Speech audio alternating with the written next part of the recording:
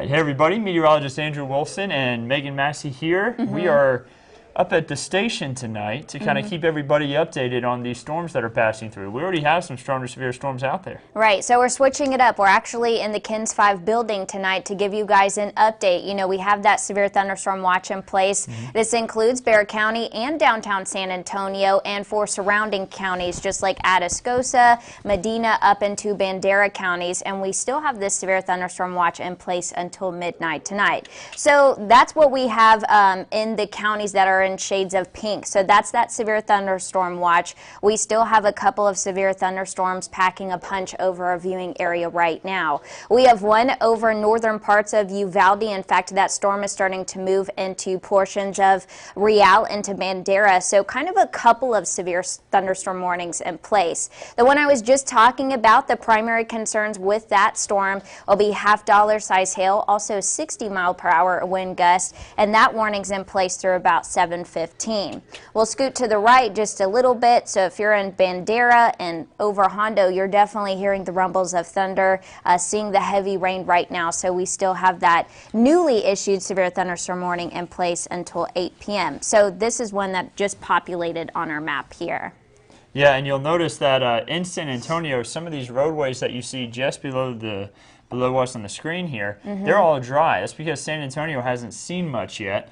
We are going to have that chance for some strong to severe storms in Bexar County ourselves, though, over the next few hours. You know, this severe thunderstorm watch, which includes Bexar County, is until midnight. And, you know, weather models are doing a great job on picking up where showers and storms kind of originated and developed. You know, I talked about on the 5:30 newscast about how showers and storms could develop as early as, you know, 7 to 8 p.m. and move over Bexar County. So these aren't far from Bexar County. Now, there's no severe thunderstorm warning in effect for San Antonio, but, you know, this is only a county or two away, so that's why we're keeping our eyes on it. And you can see the looping radar that these showers and storms are traveling south to north right now, and they're moving north at about 35 up to 40 miles per hour.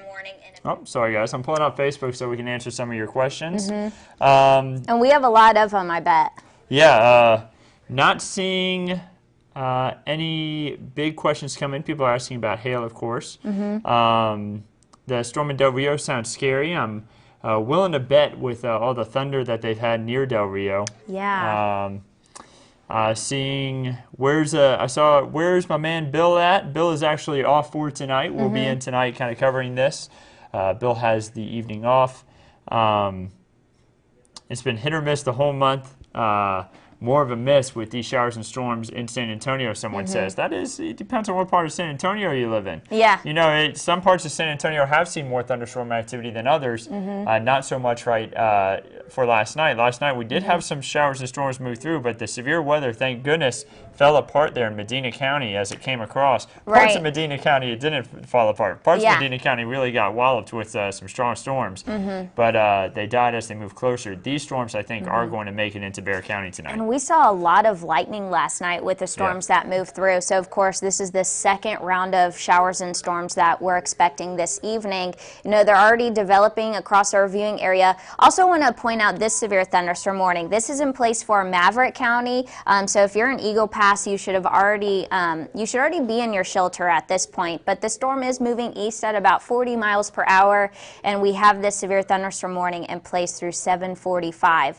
We've been talking about this, but there's been history with some rotation within this thunderstorm. So some of the primary concerns that we'll watch across our viewing area tonight will be quarter-size hail, isolated tornadoes, and also damaging wind gusts. But I think damaging wind gusts will be the biggest threat today. Yeah, and we have a question coming in. Any warnings for Guadalupe? The answer is no. See a question about will this be over for Del Rio by 12 a.m. and the answer is yes. By 12 a.m. I think this will be out of Del Rio. I think this will be, the severe weather risk will actually be over for Del Rio within the next couple of hours even, sooner than what we'll be seeing here in more of Bexar County. So again, you see where the strongest storms are kind of really firing up there. Look at Medina County, how those storms are just kind of firing up right over there. You know what? The weather models didn't handle this well last night. The storms came in a lot earlier than what a lot of the weather models were trying to say. I think that's some kind of the similar case for tonight. It looks like these storms are coming a little earlier. But that doesn't mean that we're not going to have more storms behind this. If we look further off to the west, you do see more storms over towards Valverde County. So behind this main line, we could see more storms, but right now getting some increased thunderstorm activity even earlier. Yeah, definitely. So one thing I want to look at here is what the National Weather Service is saying about it. So they let's see, they have a significant weather advisory for southwestern Medina, southeastern Uvalde, northeastern Zavala, and western Frio counties until 8 p.m. So it looks like the primary concern with that will be nickel-size hail and winds in excess of 40 miles per hour. So that'll be possible with that storm. Yeah, but a lot of these severe thunderstorms will continue, one that lasts for almost an hour through 8 p.m. Yeah, so really stormy conditions. Getting a report that Bandera is getting hammered, yeah, I imagine that storm has a lot of lightning associated with it too, the one that's moving into Bandera and will eventually arrive in Kerrville.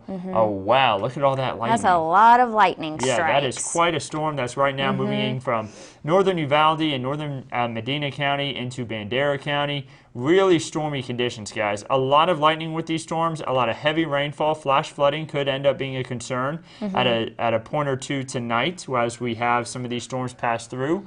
Those that are training, in other words, following each other, could lead to some flooding concerns. So we're seeing more coverage kind of develop here, and we've seen that within the last hour. You know, this is only an hour loop. We definitely have the instability in place. It is hot, it is humid out there. Some of us even had heat indices in the triple digits. You know, driving into work today, we even saw a mostly sunny sky. So we've had that sun kind of help fuel our atmosphere a little bit. So they definitely have an environment to work with here. Showers and storms, I mean, it only takes a few radar scans for these things to blossom over counties. I had someone ask about Pleasanton. Let's see if I could go back and find this here. So Stacy says, is Pleasanton going to get any of this? I think you should definitely watch the storms just west of you, Stacy.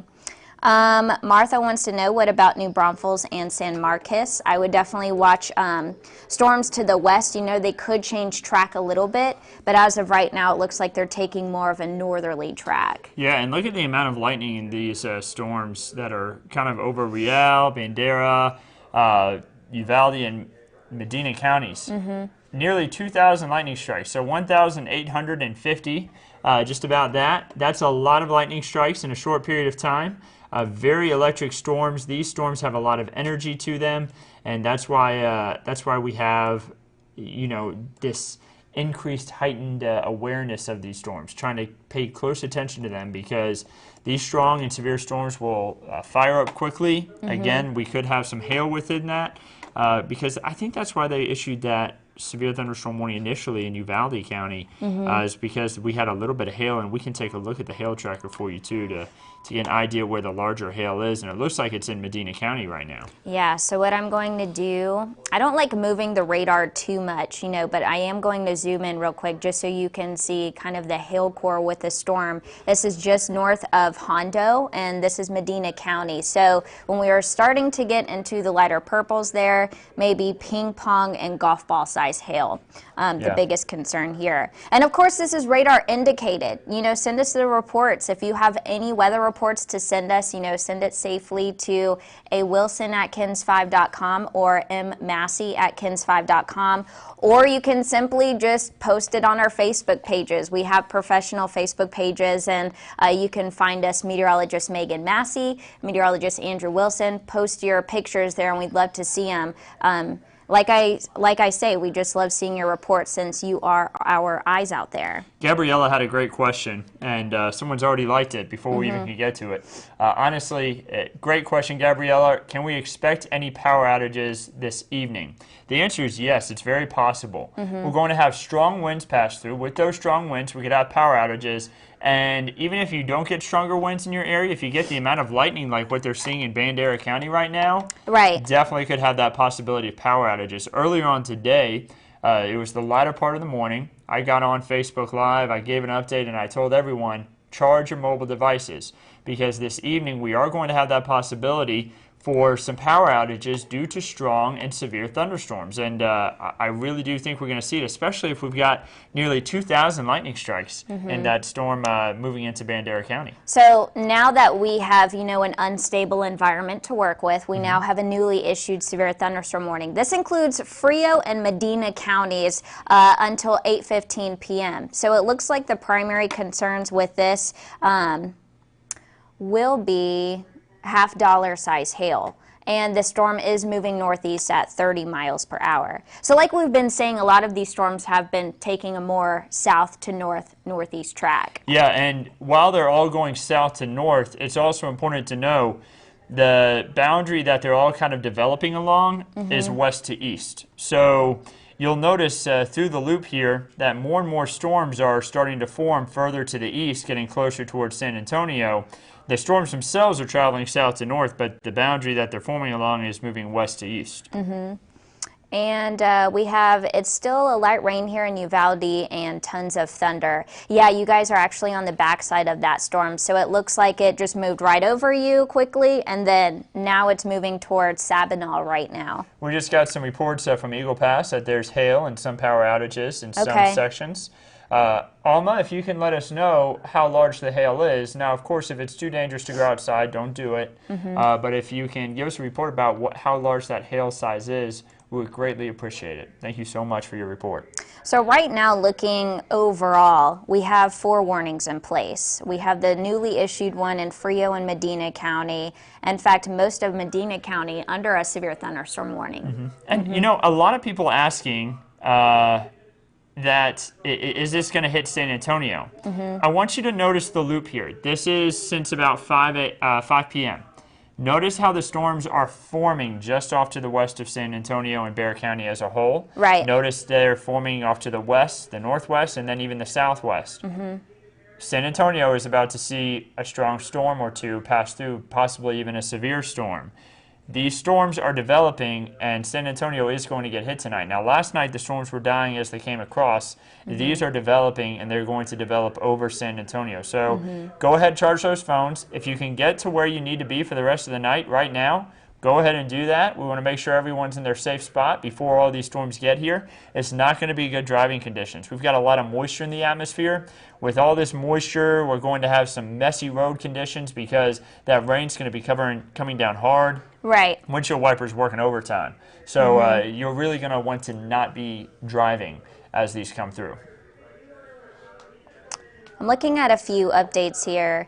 Now, you were talking about last night how a lot of San Antonio, a lot of Bexar County as a whole, they were dry and they don't receive much rain. Well, of course, we have a different setup tonight. A lot of us under a level 2 slight risk. Now, last night we only had that level 1 marginal risk that, you know, draped over Bexar County, kind of the western part. So we didn't have as big of a severe weather threat last night, but kind of a different case scenario. Also, Valverde County, they were the only ones in a watch last night until 10 p.m. But now, going back, a lot of us, and this includes Bexar County, under that severe thunderstorm watch until midnight.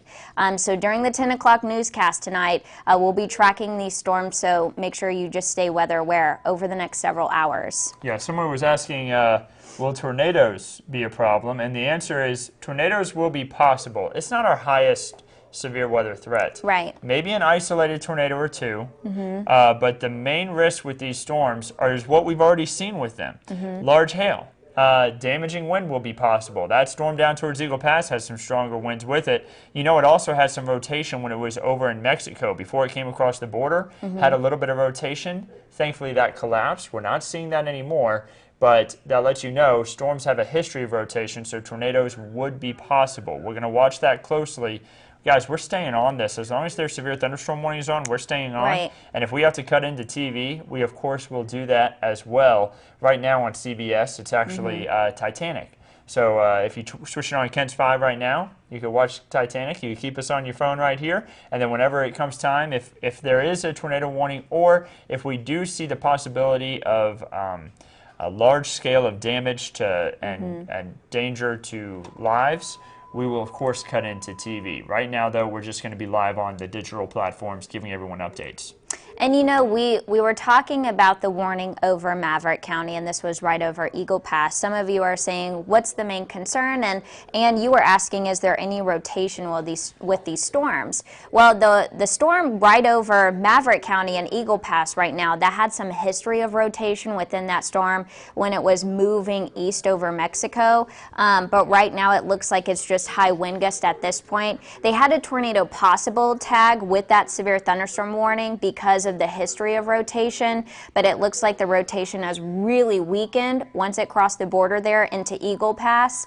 And so right now they're only saying the main concerns with this storm will be 60-mile-per-hour wind gust and also 1-inch hail, so that's quarter size. As of right now, we're not seeing any indications of rotation within these storms, but like you said, isolated tornadoes will be a possibility tonight. That's why you should be in your safe spot already. You know, stay inside for the night. Not best to drive in this type of weather, but we'll definitely stay on top of it too. Yeah, and I saw someone ask, you know, which is worse, a watch or a warning? The answer is a warning means that the severe weather is happening. So a watch means that the ingredients are right. In other words, I love this analogy. You have a cupcake watch and a cupcake warning. A cupcake watch means you have all the ingredients to make cupcakes. A cupcake warning would mean you have the cupcake. You have a cupcake. Not for long, though, right? Yeah. But that kind of explains it. Yeah. A severe thunderstorm watch lets us know that we have all the ingredients for severe weather to occur. A severe thunderstorm warning says, hey, this is happening now. We have a severe thunderstorm warning. So that's what a quick explanation is between the two. Yeah, we're starting to see these showers and storms form a little batch here.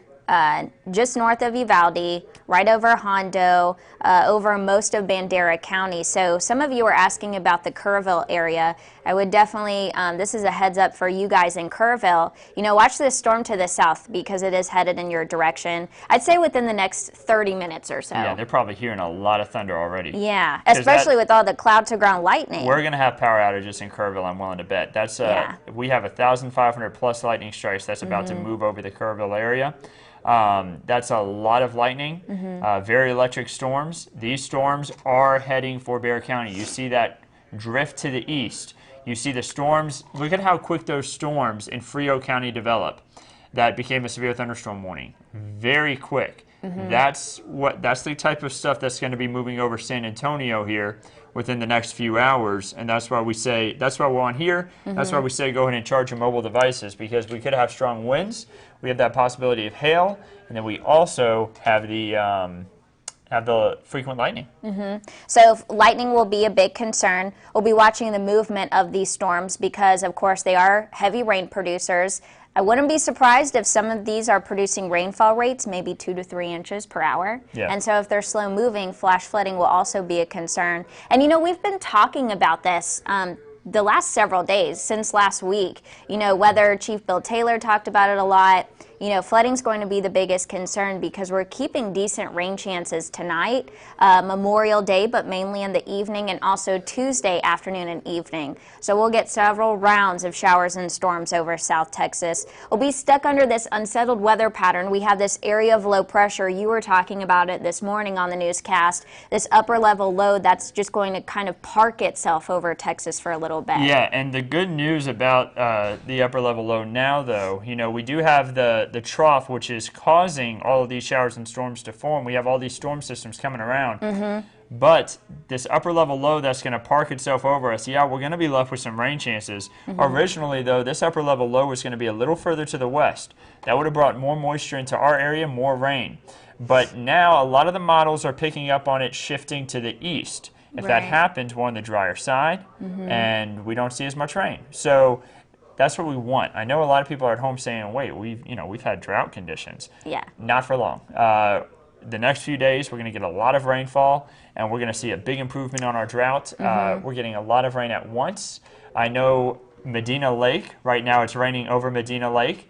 It's 68% full. It's about to be a lot more full than just 68% with the amount of rain that we're about to see over that region over the next 48 hours. So I don't think it'll fill up the lake all the way, but you know, we're going to see some rivers rise here over the next 48 hours. We'll have that possibility of a river flood. We can't tell you which one it'll be. It depends on where that heaviest rain lines up, but we will have that possibility, and we could see some isolated flash flooding in different areas. So things that we're going to be watching closely.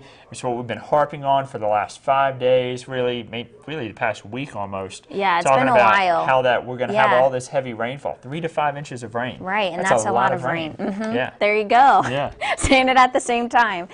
Daniel, you know, it's funny, you were talking about rain and thunder just starting around the Helotes area. That's actually what I was going to pause and zoom in on. So we even have some thunderstorms beginning to develop just northwest of San Antonio, right over Helotes, heads up to Cross Mountain, Hollywood Park. This is just west of you, but starting to move toward I-10 and heads up to Scenic Oaks. You guys could also see this non-severe storm producing a lot of cloud to ground lightning, and you know, something that we watch on radar would be lightning. We like to see if storms are strengthening or if they're weakening, and one thing we can look at is not only velocity and radar, but also how many lightning strikes storms will produce. Yeah, I see. I actually have a hello here that I want to read out. Glenda from Long Beach, Mississippi says, they miss me back there. I used to work back in Biloxi. Lover of the Mississippi Gulf Coast. Glenda, we miss it back there too. Hoping to make a visit soon. Meagan and I making a visit sometime soon back there. But you know, they had a lot of rain just off to the north there, more in the past few months in Mississippi. Now it seems like we're in the unsettled weather pattern here in South Texas, because these last few weeks, the unsettled weather has really been around us. Well, March and May, that's typically when we see the severe weather in San Antonio and also in surrounding counties.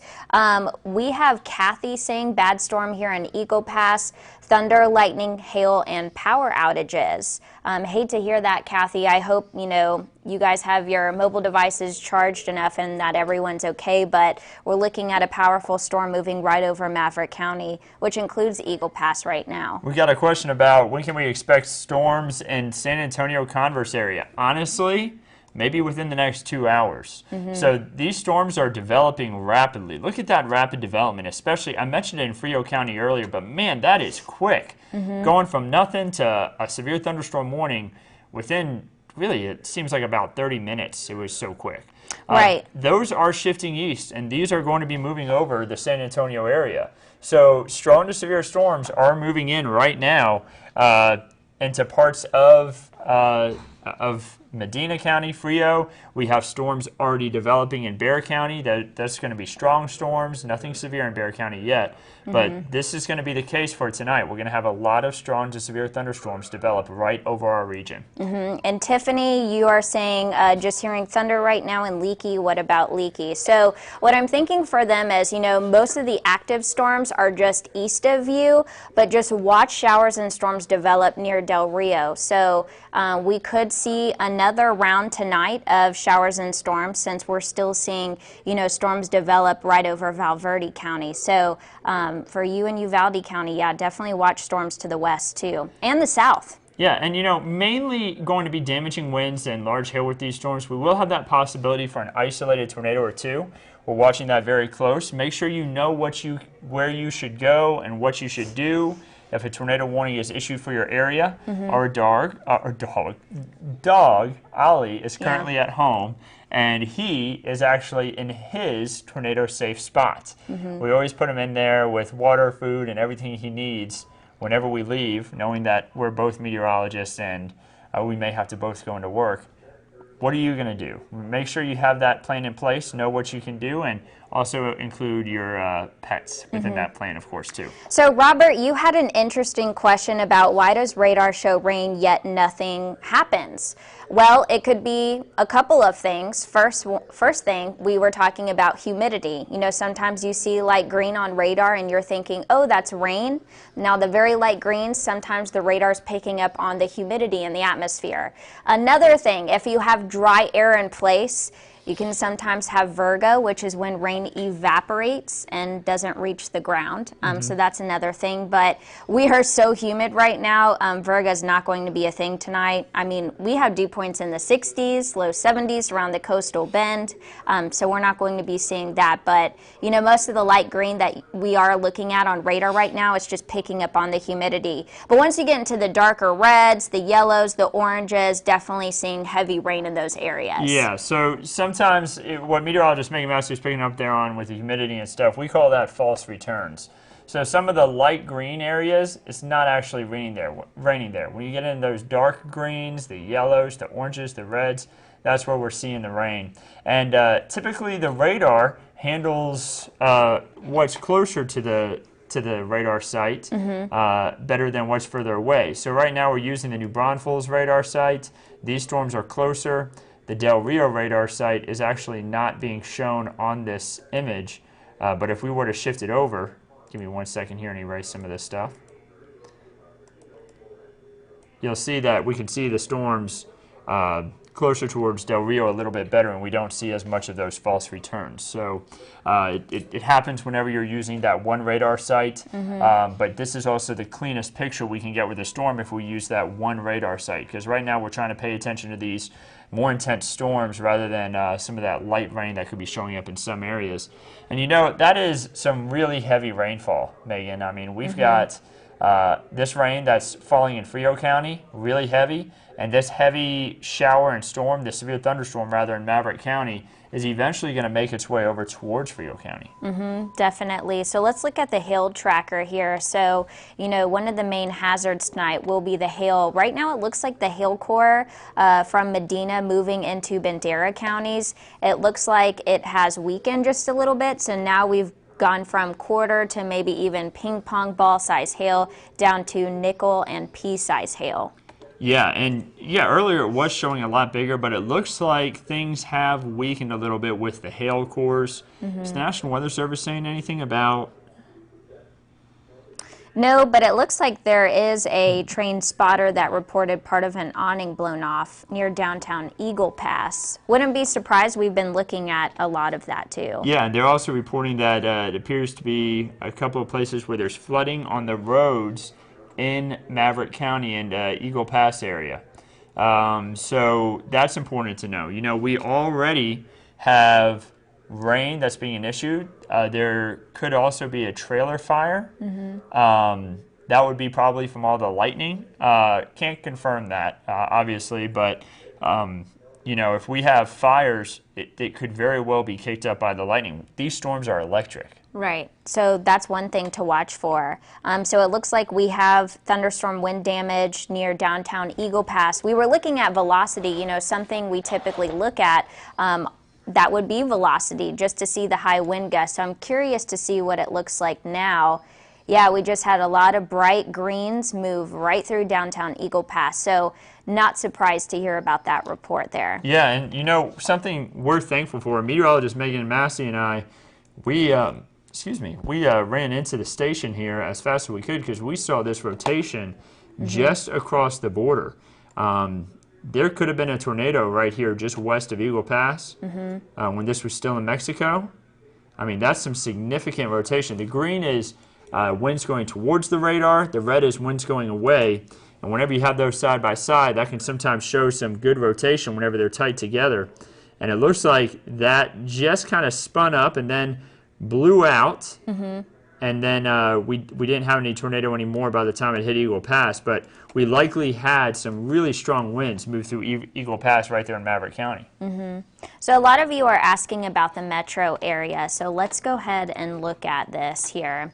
And what we'll do is we'll zoom down to Bexar County. So a lot of heavy rain moving into Bandera, a lot of cloud to ground lightning. Someone had mentioned how bad it was in Bandera too. Let's see if I can. Okay, so Tony said thunder and lightning really bad in Bandera. And we now have rain within the 410 loop. We've got showers that are popping up right over Bexar County. We had mentioned that these storms are moving south to north, but the storms are really developing right over us. Right. And there it is. So let's look at some hail. So for those of you asking about hail in Bexar County right now, maybe pea size, and that's going to be just north of the Helotes area. So just heads up to those communities that are north of Helotes, like Scenic Oaks, maybe some very small hail possible for you. But that looks like that's really the primary concern, next to frequent lightning with these storms. Yeah. So we're going to keep a close eye on that hail. Again, damaging winds will also be a concern, so I didn't mean to bump you there. And then heavy rainfall. Yeah, the heavy rain is a concern. If we get a lot of rain that's training over one area, in other words, just continuing to fall in one spot, we're going to have that flash flood concern. So we have thundering here in Helotes, 1604, Braun Road. I'm from Eagle Pass, and my friend's part of her roof of her garage flew off. Wow. Yeah, we had a lot of thunderstorm wind damage reports coming in through Facebook Live here. James says hail in Bandera. So we're going to zoom it back out just to show you where these warnings are in place. So we still have the one that includes Frio and Medina counties through 8:15. We still have a warning in place over Maverick County. Are you seeing any updates over there too? Yeah, see the report of took part of the roof in Eagle Pass. Somebody was talking about that. I'm glad to hear your family is okay. Hard rain in Bandera. William says hello. How big was the hail? Just a lot of questions about the hail and just kind of wondering about these storms just to our west. So it looks like they're mainly hail producers and also high wind producers. There's been reports of $50 size hail in Garner State Park. Some of you were talking about that area. So yeah, we're definitely starting to get those official reports funneled in here. So we have $50 size hail reported there. And you can see that areas, if you're east of I-35, you're probably saying, what rain? You know, you're not really dealing with much of it right now. All these showers and storms are west of I-35, really messy conditions.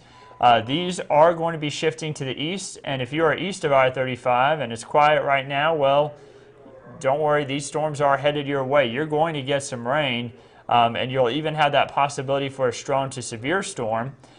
We're under a slight risk for severe weather for this evening. That's a level 2 out of 5. So that lets us know that strong to severe storms are possible. It's not a guarantee that you'll see a severe storm, but we do have that chance to have a few strong to severe storms, and we've already had some. Maverick County, we already have reports of damage.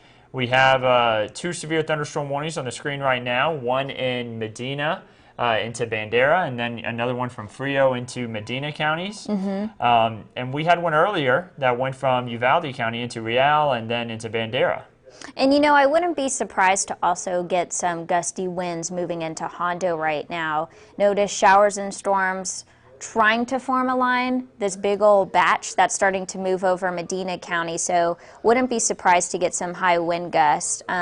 Looking at some radar products, you know, behind the scenes here, velocity definitely showing the high wind gusts there. Yeah, I mean, we've seen some really strong winds within these. So it looks like we're going to see a flash flood warning for the line of storms that I was just talking about to the west of Bexar County. So it looks like the heavy rain producing storms, you know, they're moving very slow. So that's what we were talking about too. Flash flooding will be a big concern this evening. Yeah, and remember where this rain is falling. If you have family and friends that are camping out this Memorial Day weekend, know the rivers that this is falling on. This is going to be falling on right up towards the Guadalupe River.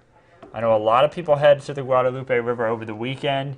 Heavy rain is falling on it. This is north of Canyon Lake, but this rain is going to be filling up the riverbed, and this water is going to be moving down the river pretty quick.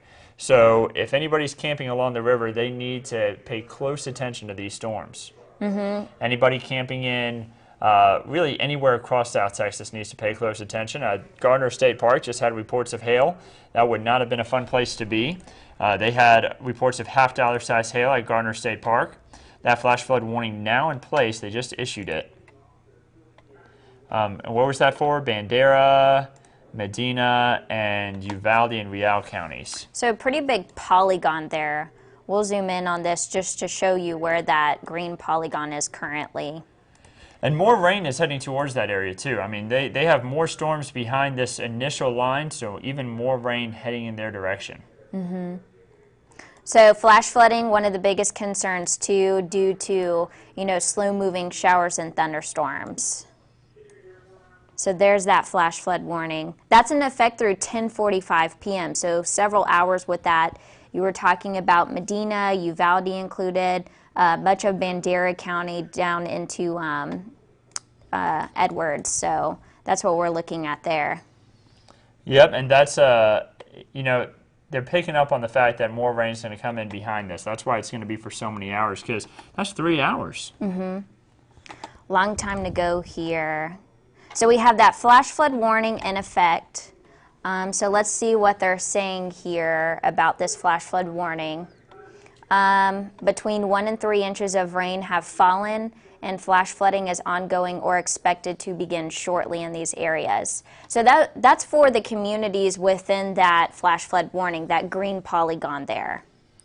Yeah, I see somebody saying, come on, rain, we need you in Converse.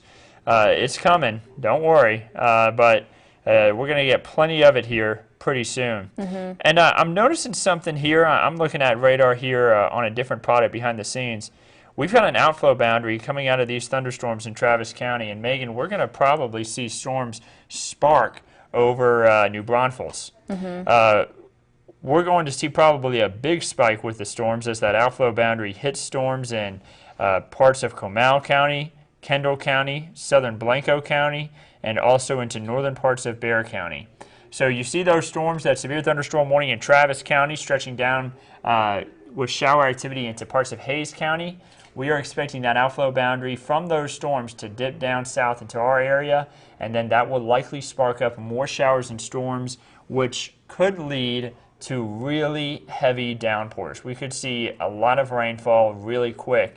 And something that we're going to have to keep a close eye on, that's going to fall in the Guadalupe River south of Canyon Lake. So that's where those showers and storms are going to develop. You already see a little bit of that developing in parts of Kendall County and then western parts of Comal County. I think we're going to see a rapid development here within the next 30 minutes. So we are looking at some high wind gusts there moving into Medina County, seeing some very bright pinks and some bright reds as well. So that's definitely something we'll keep track of. One thing we like to use is velocity. So I'm going to show you this. You can see where the bright greens are in motion here. That's the high wind gust I was talking about. We had a question from Stephanie. How bad is the wind? Thinking about taking my son's basketball hoop down northeast side of San Antonio. I think it wouldn't hurt. I think it's better to be safe than sorry. And now's a good time to do it because the rain is coming, and if you can get it down before the rain even gets there, that's the best.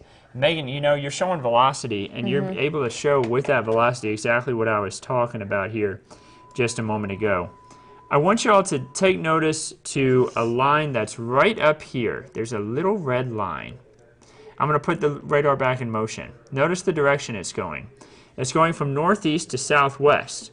That's that outflow that I was talking about that is moving down into our direction. That's going to, I think, spark some showers and storms right over New Braunfels, Comal County, and then into northern portions of Bexar County, maybe even up towards Bulverde. So that's that little bit of an outflow boundary that I was just mentioning here a moment ago. So it will be interesting to see what this outflow boundary will do once it collides with these storms already over our viewing area. We will take you back to radar just to show you what reflectivity is showing. All these pockets of heavy rain right over Medina and to Bandera. Also, much of Kerr County also experiencing a lot of heavy rain as well. Yeah, we could end up getting a severe thunderstorm warning issued for Kerr County as these storms continue to build off in that direction. Many of these storms were building and caused hail to form. I'm not sure how our hail tracker is doing now, but we could have some hail form and also some stronger winds. We'll have to watch that closely. You know, outside of our viewing area, it looks like they're picking up a lot of rain too, over 2.5 or 2 inches in some spots, but up to 2.5 inches of rain fell just south of downtown Austin. Yeah. Getting reports from the Hondo airport where the ASOS station, basically just a weather station, had recorded 57-knot winds, so really strong winds. And it looks like they have canceled the severe thunderstorm warning for Bandera and Medina counties. So, you know, when we started this Facebook Live, we had 3, bumped it up to 4 severe thunderstorm warnings. Now we're just left with 1 and also a flash flood warning. Yeah. So the stronger storms still west of San Antonio and Bexar County, but they are on their way. Right now, just a severe thunderstorm warning, just 1. That's located for Frio and Medina County until 8:15, so that warning still has about 25 minutes left on it, or actually more than that, nearly 35 minutes, excuse me, left on that warning. So we're and Megan, are both of those waters over there yours? You can have one of them. All right, yeah, excellent. they're good. Sorry. So we still have that severe thunderstorm warning in place. We are looking at some very high wind gusts, and that's just north of Hondo right now. So I will go ahead and zoom in just to show you where we are seeing the high wind gust. So like I was saying, north of Hondo, in northern parts of Medina County, that's where we are looking at, high wind gusts. And, this is kind of on the northern tier of this severe thunderstorm warning. So I wouldn't be surprised if maybe potentially they issue another warning over Medina County. So we'll have to watch for that. Yeah, so again, we've already had some reports of some possible damage in Eagle Pass. So some of these storms are very strong. Obviously, that's why the severe thunderstorm warnings are in place. The flash flood warning, we are not surprised by that by any means. That will not be the only flash flood warning we see on the screen over the next 48 hours. I think we are going to have multiple flash flood warnings issued over the next 48 hours due to the heavy rain that we're expecting. These storms are really going to fire up quickly, and there's so much moisture in the atmosphere. Something we call precipitable water. The amounts of precipitable water in our atmosphere, which is basically if you were to take a cylinder from the surface and run it all the way up to the top of the atmosphere, and somehow you took all that water vapor and you compressed it down to a certain amount, that's what precipitable water is. Those amounts are high right now. You can feel it. When you walk outside, you feel how humid it is. It was so humid this morning, too. Yeah. That's what we're talking about. That's that moisture that this system is tapping into. It's allowing all this moisture to rise, cool, condense, and then come down to the surface as rain. And right now, a lot of it falling across our region because we have so much moisture. So I do want to get your thoughts on some of this thunderstorm activity moving through and the high wind gusts. This is within that severe thunderstorm warning. Yeah, we could have also a little bit of rotation, it's looking like. That's going to be kind of... It looks like on the northwest side of Pearsall. Yeah. So let's zoom down into that. Okay, we'll zoom down in and we'll kind of show you what we're looking at here. So we're seeing some slight rotation within this storm. There's Pearsall. Here's velocity. Let's see if it picks back up on it. There it is. It's located right up here, north of 57. So it's weak rotation, but there's still a little bit there anyway. We want to watch that closely. We're going to make sure that if it ends up tightening up, we may end up cutting in on TV, but right now it's not too much of a concern. Something we're going to watch closely, though. Remember, we do have that possibility of an isolated tornado or two. Right now, though, this is just a severe thunderstorm warning, and a tornado warning was just issued. Has just been issued. So, guys, I'm going to go cut in on TV. Okay. Megan's going to continue this right here. I'm going to go cut in on Ken's 5, though, real quick, so she'll take it away.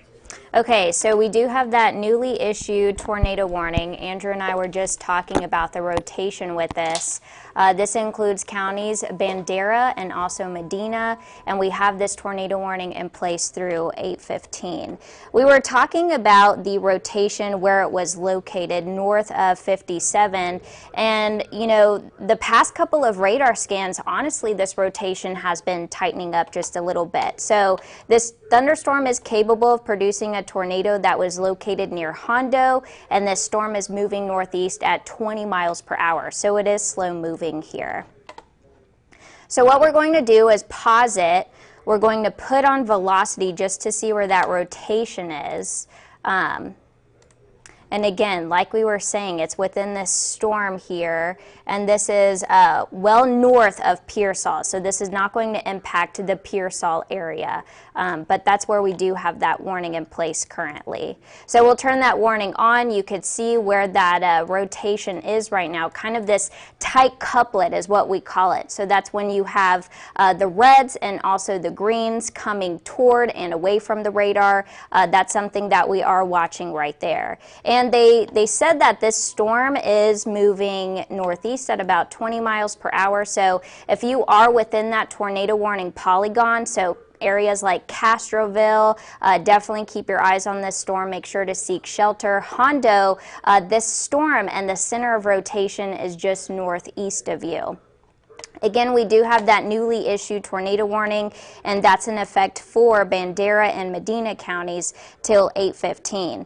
And right now it's 7:46, so we still have several minutes on this storm. Let's go ahead and put a tracker on this. So we were talking about it moving northeast at about 20 miles per hour. We'll show you where that polygon is currently, just to give you an idea of where that warning is. So Castroville, Lake Hills, Hondo, few areas to name, very populated areas within this polygon. You guys should seek shelter, put as many walls between you and the outside as possible. Of course, stay away from windows.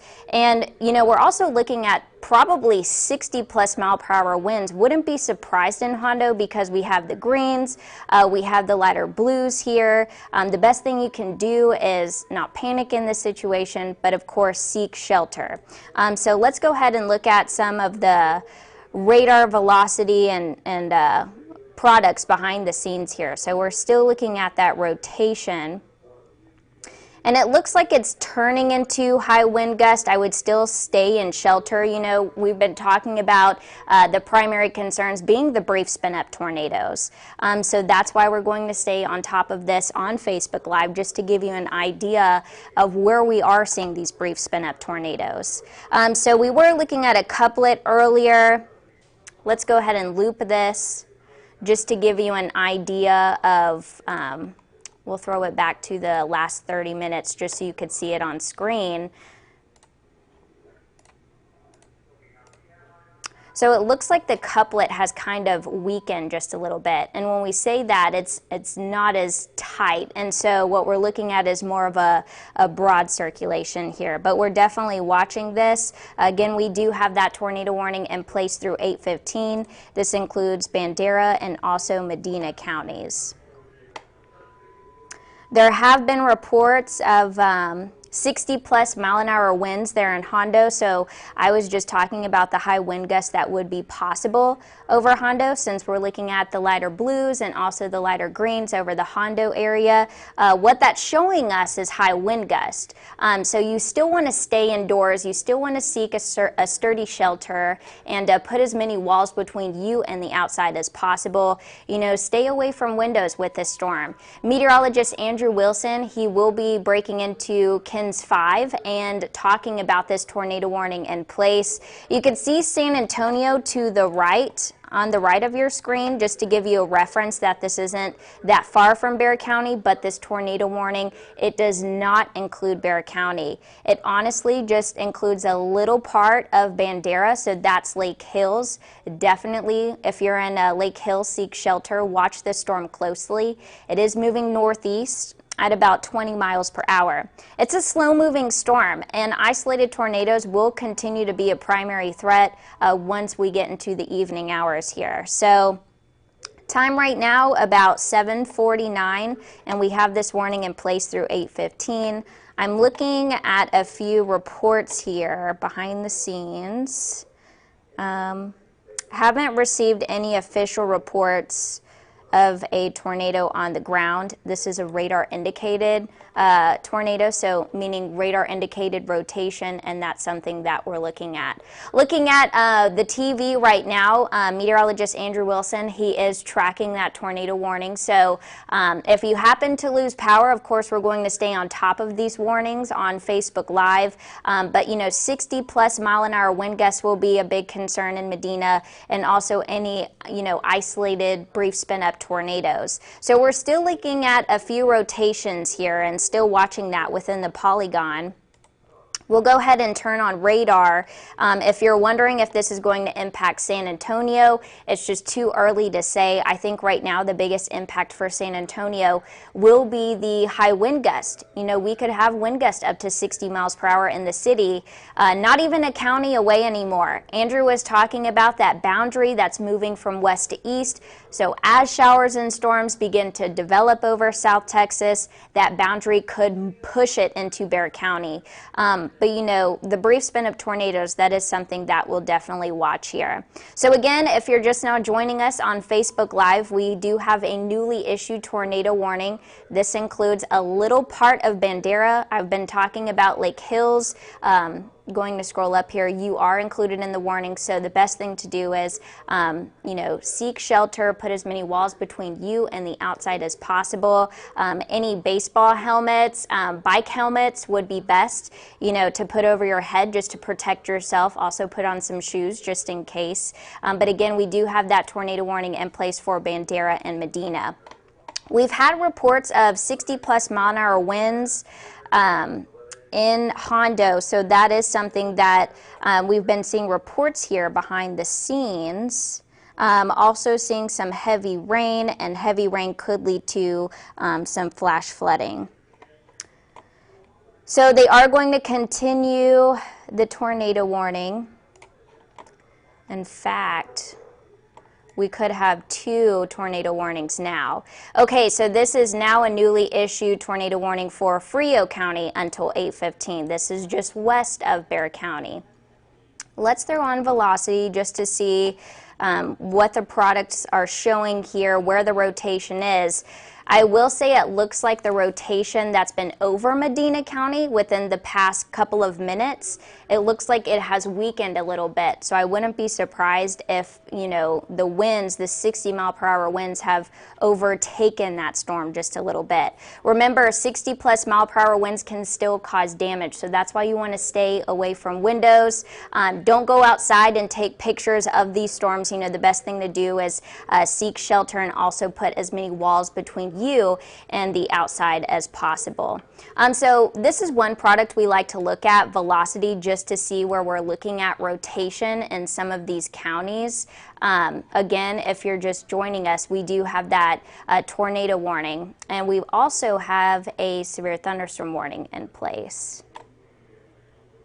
So the one for Frio County, that's going to continue through 8:15. Also 1-inch hail, so quarter size will be a possibility.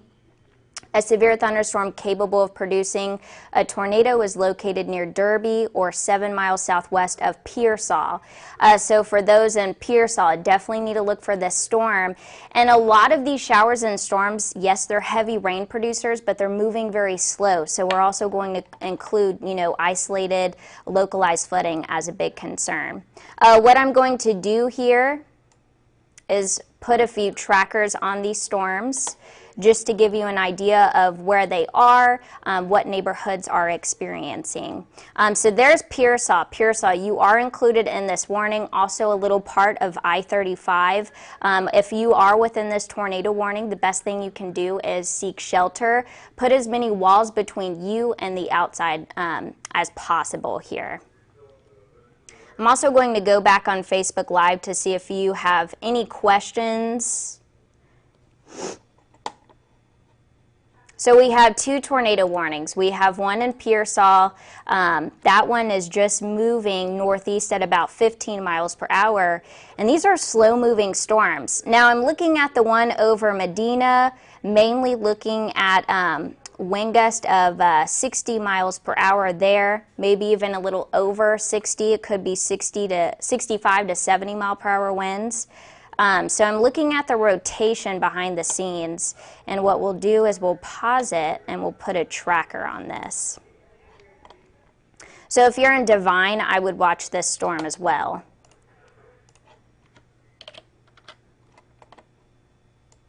So we'll put a tracker, and that's if this storm holds together. It's moving northeast. So Pearsall right around 8:08 p.m. The time right now being 7:55, so more about 8:55 p.m. Give or take a few minutes on these times. Keep in mind you still have time to prepare, but of course seek shelter immediately. We've had some of you ask, what's the difference between a watch and a warning? Well, a warning, specifically a tornado warning, means it's happening and it's imminent, whereas a watch means conditions are favorable to support severe storms or even tornadic weather. We've been talking about for the past couple of hours of, these storms and, the biggest concerns tonight. I think overall the bigger picture we're looking at, high wind gusts as the biggest concern. But again, we've also been talking about, a few isolated brief spin-up tornadoes can't be ruled out. So, it is severe weather season in South Texas, so this is something, we'll definitely have to watch. Let's go back toward the Medina storm, see if there are any updates from the National Weather Service. And by the way, we have not had any reports of a tornado on the ground. So looking at a few here. Oak Hill's report of nickel-size hail. So that's one thing that we're looking at.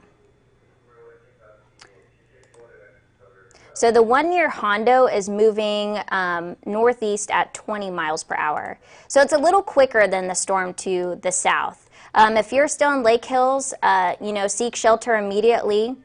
So what we're going to do is also put a tracker and adjust the time a little bit here.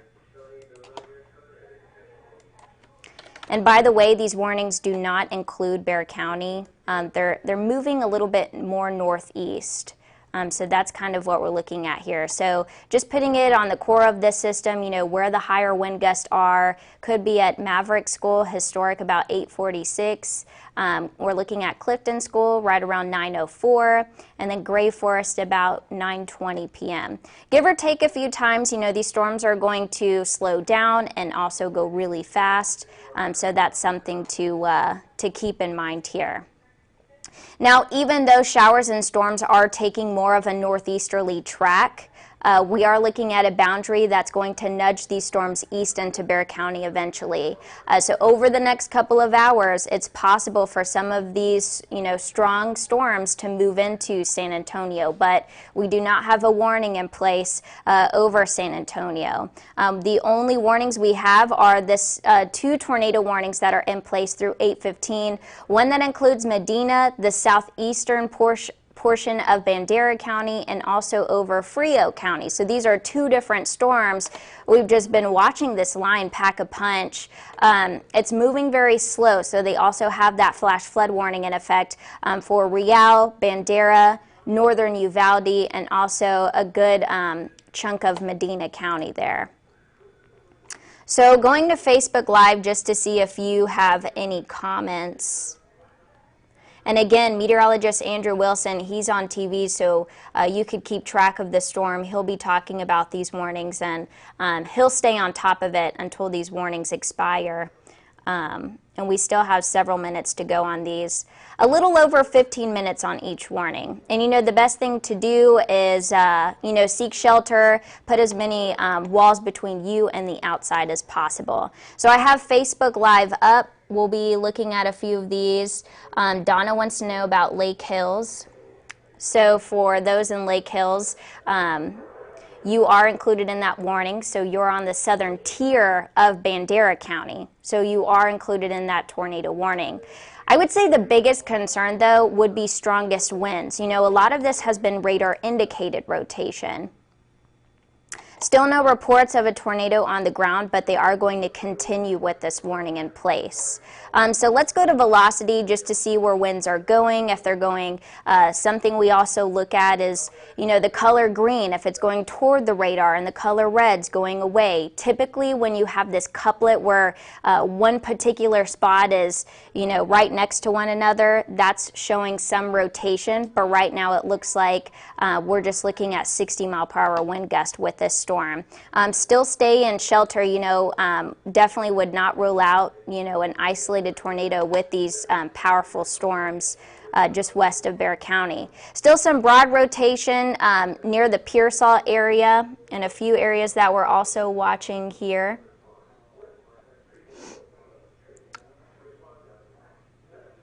Pulling up radar just to look at a few products in-house.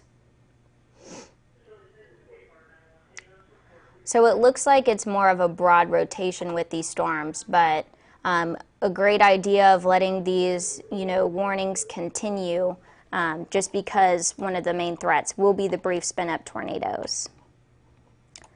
So again, a lot of these are moving very slow. What we'll do is we'll put radar back on just to show you where that polygon is. So if you're in Dilley, this storm is just north of you, but if you're in Pearsall, you definitely want to stay in your safe spot. We're receiving a lot of blinding rain, a lot of cloud-to-ground lightning strikes. I'll throw on lightning briefly just so you can see how electric this storm is. Just a very noisy and powerful storm moving over Pearsall. Probably have wind gust of 60 miles per hour within this storm. That is one of the biggest concerns too. And it looks like this storm, as it moves northeast at about 15 to 20 miles per hour, it'll just ride along I-35. So there's Charlotte. You could see Charlotte on the right of your screen. So if you're in Charlotte and you're wondering about this tornado warning, this is well west of you. But if you're in Pearsall, definitely seek shelter immediately. That's what we're looking at there. So that's right over I-35. If you're in Moore or Bigfoot, definitely seek shelter. You're not exactly within this tornado warning, but it's best to, stay in shelter and, avoid the high wind gusts because high winds could still cause damage. And that's why we always say, head indoors and also when thunder roars, go indoors. So it looks like we have a new update here.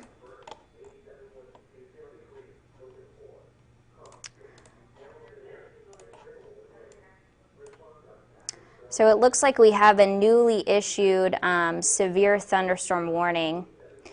This is kind of a big warning too, so a huge polygon, and now this includes Bexar County. So this includes downtown San Antonio.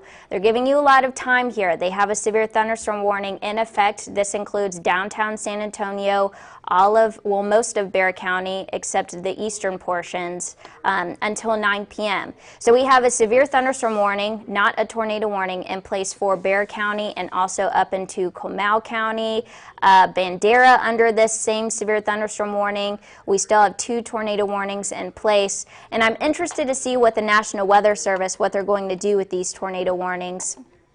I see meteorologist Andrew Wilson, he's also talking about the warnings on TV on KINS 5 right now, and we've really seen some powerful winds over Hondo, but not that tight rotation that we were looking at.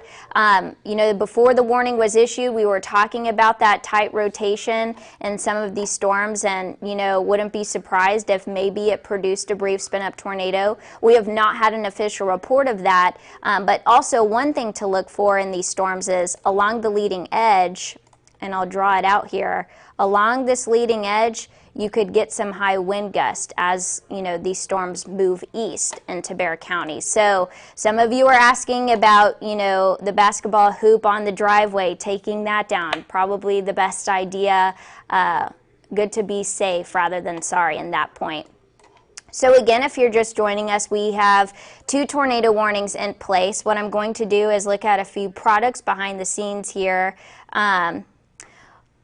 Looking at mostly high wind gusts, and let's see the track of this. In Castroville, you're probably experiencing some high wind gusts from this storm too.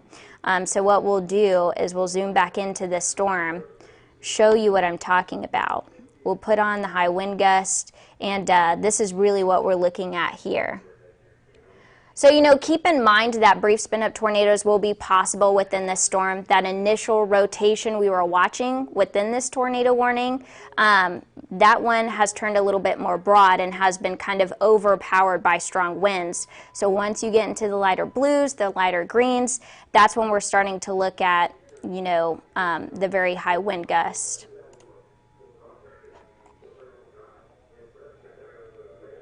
So from 9 miles south of Castroville, we could be seeing, let's see here, some rotation within the clouds. That is something we're watching. Also Lake Hills, maybe some brief or broad rotation in your area. So Lake Hills, again, in that tornado warning that's in effect through 8:15, we still have, a little less than 10 minutes for each tornado warning that we have. But again, if you're in Helotes, I would watch this storm as well. Let's put it into motion here. You could kind of see the track and where this high wind is going. So wouldn't be surprised if it clipped the northwestern part of Bexar County. So not necessarily downtown San Antonio or within the 410 loop, but if you're over if you're out of 1604 near Helotes, definitely watch this storm. We could have high wind gust impact your area, I would say within the next hour or so. So it looks like now we have a newly issued tornado warning here. Let's see. So we have a newly issued tornado warning. There's Hondo, and now this includes northwestern Bexar County. If you're just joining us, we're still looking at some slight rotation within this thunderstorm. This includes very populated areas in Bexar County, so we are going to stay on top of these warnings on TV. Helotes into Hollywood Park, even on the northern parts of the 410 loop, so that includes Alamo Heights. Watch this storm. It could move a little bit more east, but we're also looking at high winds impacting this area. Leon Valley, seek shelter if you're within this tornado warning. The best thing to do is not panic, but of course seek shelter and put as many walls between you and the outside as possible. Stay away from windows, grab any baseball helmets, even bike helmets that you may have with the kiddos. So what we'll do here is we'll also put a tracker on this.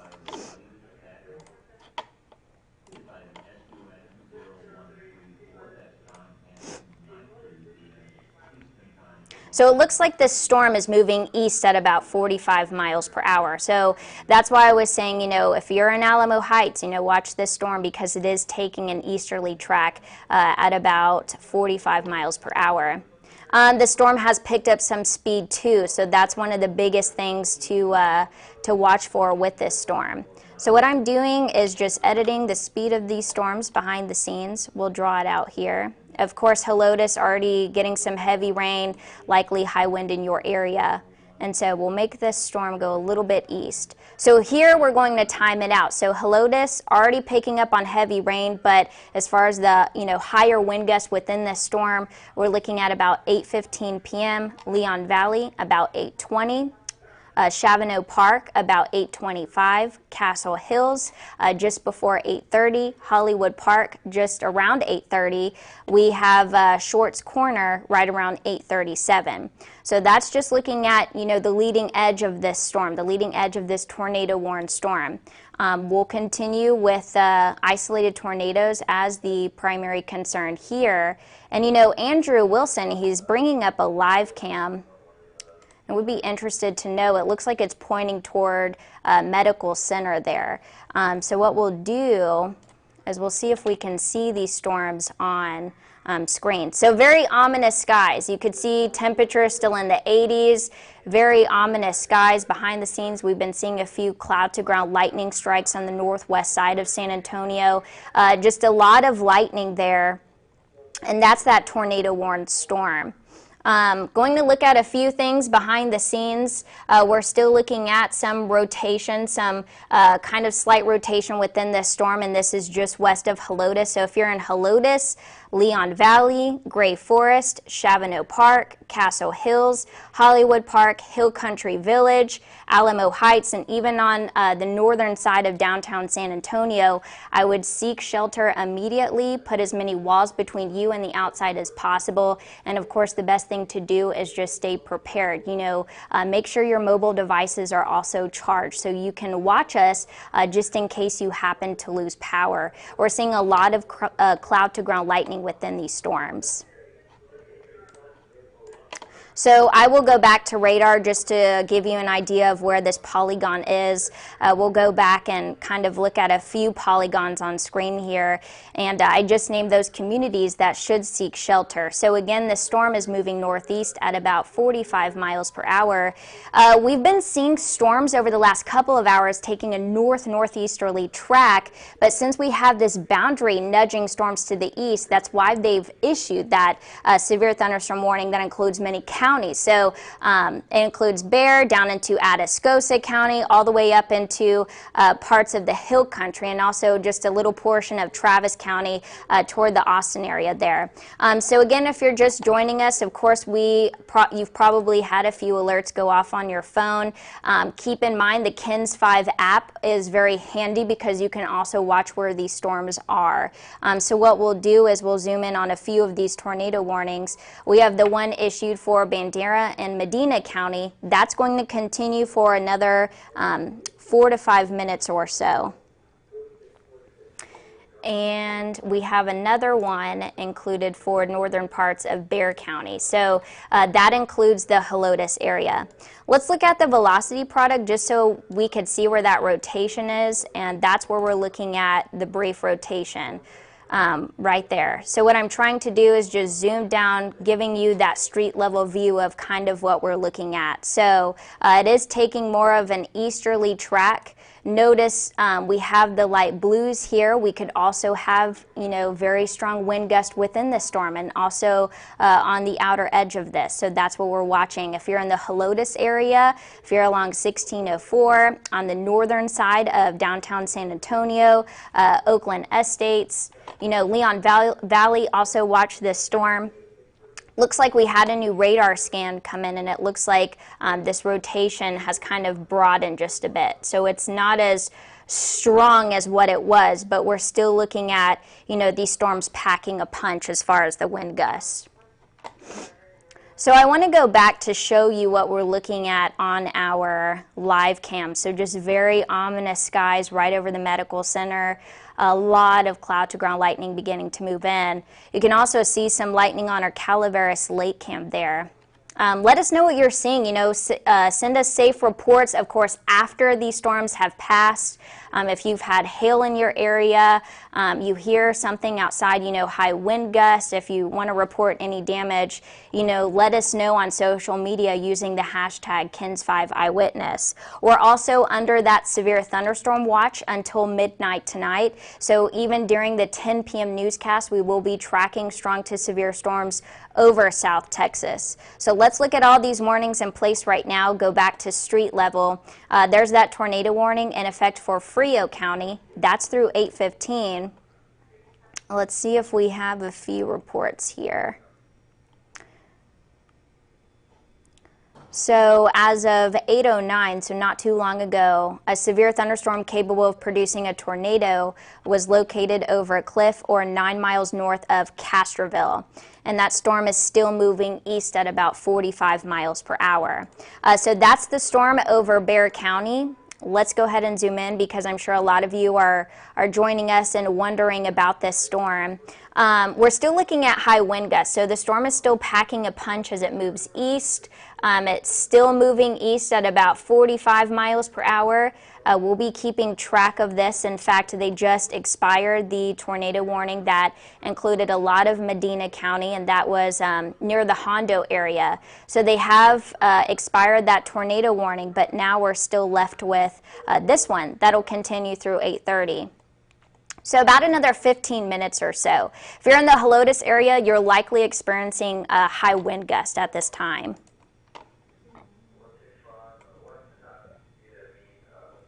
So I'm looking at a few reports, haven't seen any reports of any funnels or even any tornadoes on the ground, but what I will do here is track this out. If the storm holds together, and it is moving east at about 45 miles per hour, I'll put it on the leading edge just so you can get an idea of, hey, when are the high wind gusts going to reach my house? So if this storm holds together, it could move into the Schertz area just before 8:50 p.m. Converse about 8:46. We have wind crest about 8:40. Alamo Heights 8:34. So we were talking about Alamo Heights. You know, if you're in the Alamo Heights area, Castle Hills area, Leon Valley, Helotes should already be in their safe spot. You know, seek shelter, get off road. You know, pull over and seek a sturdy shelter. That's the best thing you can do here, and also grab the pets as well. Keep them in mind. Bring them inside. We are looking at wind gusts up to 60 miles per hour possible with this storm. And it looks like there will be an aerial flood advisory issued for Dimmitt, Frio, Maverick, and Zavala counties until 11:15 p.m. So, you know, we've been talking about these storms and how they're very slow moving. So one thing we'll be watching, rainfall rates. You know, a lot of these strong to severe storms are producing high rainfall rates up to 3 inches per hour. So that could cause some localized flooding, especially in flood-prone areas. We already had that flash flood warning in effect for much of Bandera County into Medina, northern Uvalde County. So flooding will be one of the things that we'll watch for, one of the biggest hazards as well. So looking at this tornado warning, it is going to continue through 8:30. Not seeing any signs of reports here from the National Weather Service, just looking at a few products here. And it looks like for the most part the rotation has broadened, but now we're likely seeing very high wind gusts in the Helotes area. So that is something we're looking at. We're seeing a lot of bright blues and a lot of bright greens on velocity. I'll show you what I'm talking about, and it's moving right into the Helotes area right now. So if you're along the leading edge, so I'll draw that out, and it's moving east, you're likely going to get high wind gusts over 60 miles per hour. So this will be moving in and could even have high wind gusts in downtown San Antonio. So into 410, over Castle Hills, Hollywood Park, heads up to Garden Ridge, Schertz. You know, you're not in the tornado warning, but definitely something to look out for would be the high wind gust with the storm. So we've had some of you asking about, you know, putting your outdoor furniture away. Definitely the best idea with this. We have Eric Levine saying, I hear thunder. So Tara would like me to zoom into Kerrville, reports of lots of trees down and also a structure fire due to lightning. So I will do that. So we're also getting some wind damage reports up into the Kerrville area. Again, we have that very large severe thunderstorm warning, and that includes Kerrville. And heads up to Kerr County, it looks like another storm kind of on the backside of the main line is something we'll watch for. So we could see another round of rain after this main line. Gloria wants to know any hail. So let's put a hail tracker on this. So it looks like we're mostly looking at pea-size hail. It looks like the biggest hail threat will be down into the Pearsall area. It's possible that they're getting quarter-size, even nickel-size hail into Pearsall. So crossing over into I-35, you know, a lot of these storms are starting to make an easterly, northeasterly track.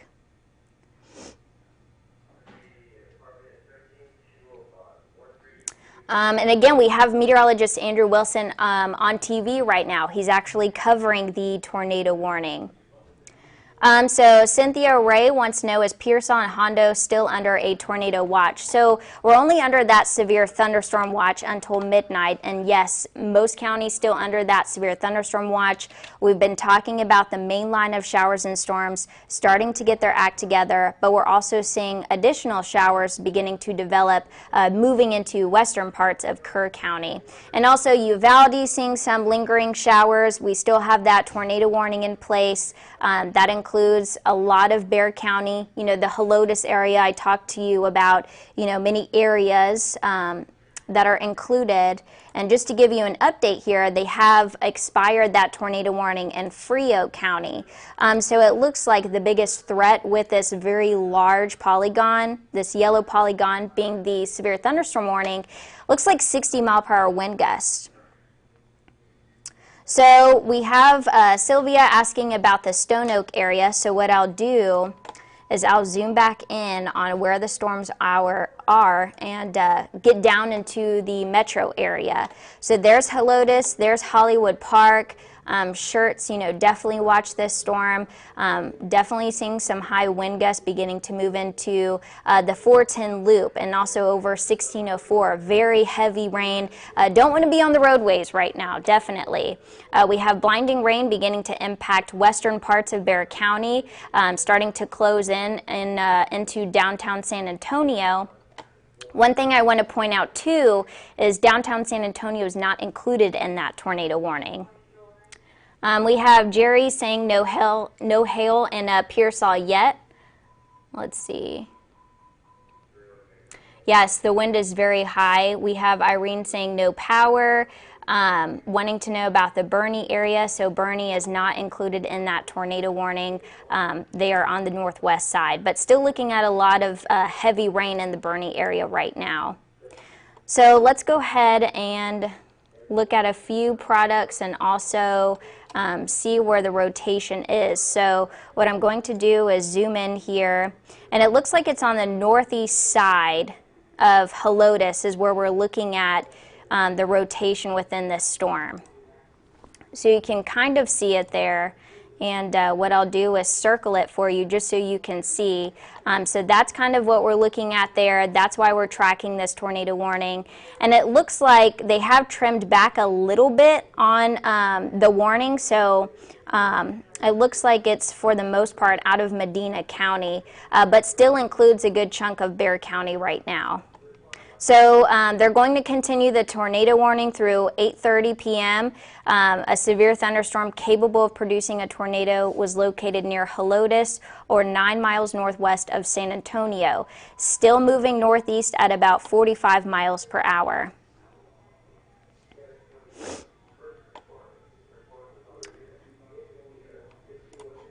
So we are watching that area of rotation.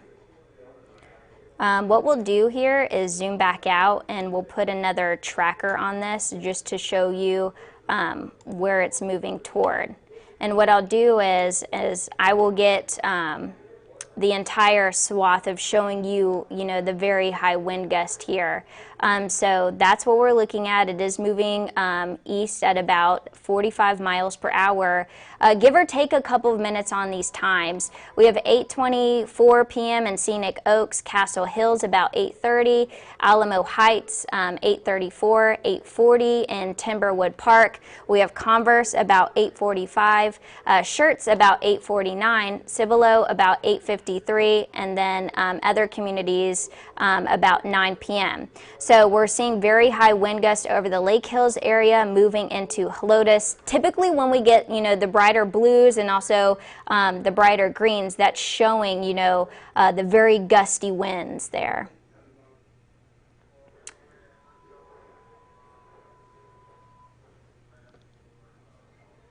So we're seeing some power outages near the Helotes area. Thank you, Justin, for that report. A lot of areas beginning to have power outages. We have Michael saying Hebner and Vance Jackson starting to get high winds on and off. Could definitely see that. They're near the medical center, so could definitely see high wind gusts in that area. So as far as the hail, we're mainly looking at P up to nickel size hail within these storms. And then Meagan also reporting some power outages there. Amber, you're welcome. And John, no San Antonio, Texas, please. Yeah, this looks like it's just north of San Antonio. And it looks like rotation is still going on radar between Helotes and Leon Valley. So if you're in Leon Valley and Helotes, you should already be in your shelter, your safe spot. You know, I've been talking about bike helmets and also baseball helmets. You know, put that on your head to protect you while you get into your safe place.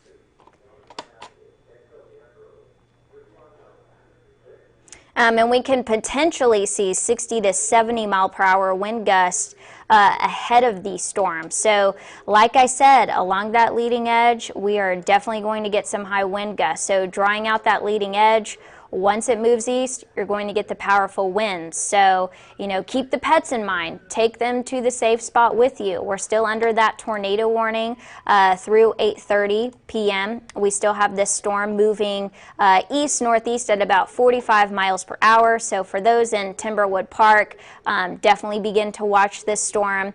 Likely beginning to see some high wind gusts moving into western parts of Bexar County. So now we're starting to get into the 410 loop, starting to probably see a lot of cloud to ground lightning. If you're in downtown San Antonio and you're looking west, you're likely hearing a lot of thunder right now. Let's turn lightning on and you could see how many cloud to ground lightning strikes there are. You know, this lightning is causing some power outages. In fact, we just had some power go out at the station here.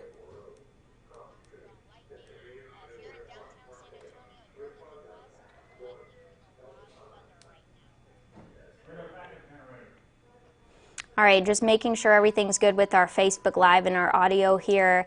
Power has just gone out at Kins 5. So that's, yep, wind is picking up and our power is out. Near Ingram Park Mall, seeing high winds and also a lot of lightning. We have our power going on and off here at Kins 5. Lisa wants to know, is it out of Castroville yet? Nope, they still have a little ways to go in Castroville. So seeing a lot of lightning, you know, stay inside because lightning is going to be one of the biggest hazards too with this. Let's turn our attention back to this tornado warning. We still have this tornado warning in effect through 8:30. The storm is still moving east at about 45 miles per hour. And it looks like we're watching another area of rotation too. So we have an even bigger polygon. So this includes some of our eastern counties now. So we have a thunderstorm capable of producing a tornado located over Chavano Park, or 7 miles northwest of San Antonio, the airport, and that's going to be moving east at about 45 miles per hour. Yes, so some of you are getting the alerts about a tornado warning, and I'm actually really happy to hear that you have your alerts turned on.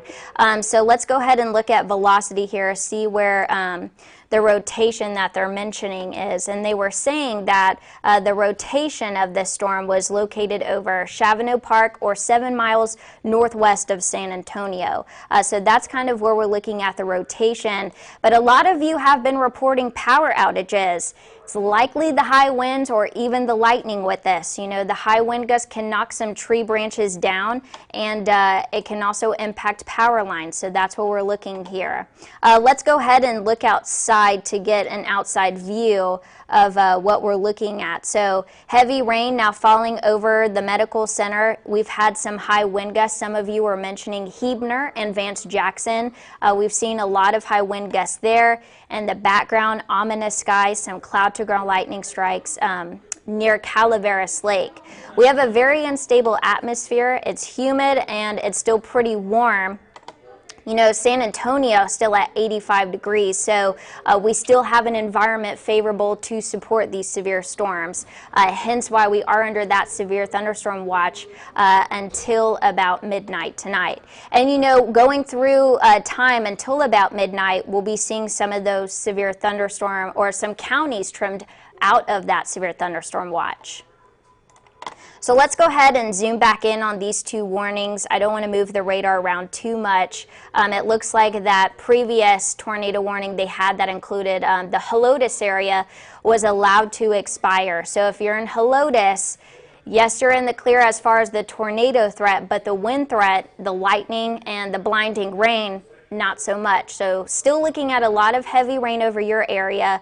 Lake Hills, not so heavy, but still looking at, light to moderate rain. So as far as this warning, I am going to posit this includes Timberwood Park, also the Schertz area, Helotes, this is just east of you. This includes Hollywood Park, but does not include downtown San Antonio. John Hernandez saying wind picking up and rain is beginning downtown. Yeah, we're seeing a lot of high wind gusts with this storm and receiving a lot of power outages as well. We even have some of our own employees heading to their safe space since they are included under that tornado warning. So Jonathan, yes, San Antonio is going to get rain. In fact, we've had, some light rain being reported in downtown, but that's really just that light shower that's, developed over downtown. The heavy stuff is now moving over 410 and is moving towards San Antonio. So a lot of these severe storms are beginning to close in on Bexar County. So Hilda wants to know, what does watch and warning mean? So when we have a tornado warning, that means it's happening. That means, take action. Whereas a watch means we have the environment favorable to support severe or tornadic weather. And so that's kind of the difference. Be prepared with a watch and take action with a warning. A warning means it's happening. We've always been giving this analogy, cupcakes. When you're making cupcakes, the ingredients to make that cupcake, think of that as a watch. But when you actually have the cupcake made, think of that as a warning. It's happening and it's there. So I am going to look at a few of these.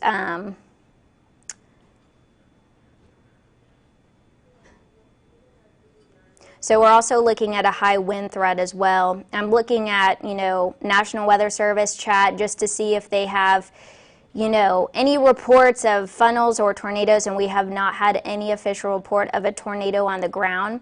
What we'll do is we'll go to velocity because I just want to see where these high wind gusts are. So yeah, still seeing some pretty good rotation within this storm here. But in addition to rotation, we're also seeing very high wind gusts. So if you're in Cross Mountain, the Scenic Oaks area, Fair Oaks Ranch, also Timberwood Park, it looks like, the rotation within the storm is headed in your direction. So that's really where we're looking at the rotation of this storm. But as far as, where the high wind gusts are, this is where the high wind gusts are. It's all moving east-northeast at about 40 to 45 miles per hour. So likely getting a lot of some high wind gust in Hollywood Park up into Timberwood Park. Heads up to Garden Ridge. You have plenty of time to prepare a couple of minutes here, but definitely seek shelter. We always say put as many walls between you and the outside as possible. So that's what we're looking at there. Let's go ahead and put a tracker on this just so we can see, what neighborhoods and what areas are going to see the high wind gust. If you're in the New Braunfels area, San Marcos, Schertz down into Garden Ridge, Timberwood Park, Hollywood Park should already be in their safe place. Keep an eye on this storm. You should seek shelter immediately and put as many walls between you and the outside as possible. What I'm going to do here is just show you the leading edge of this storm, where the high wind gusts are, where the rotation is currently in this storm. So if it's moving east at about 45 miles per hour, heads up to Timberwood Park. It'll be in your area a couple of minutes before 8:40. Wind crest about 8:44. We have Live Oak at 8:45. The Schertz area about 8:50. We have Cibolo about 8:54. And so those are just a few areas that we're watching. Of course, this tracker doesn't include New Braunfels, and we'll just see if this storm holds together a little bit. But again, we do have that tornado warning in place, and this includes Hollywood Park, Garden Ridge, the Schertz area. The Schertz area, you are kind of on the southern tier of this storm, but you could definitely see high wind gusts in your area.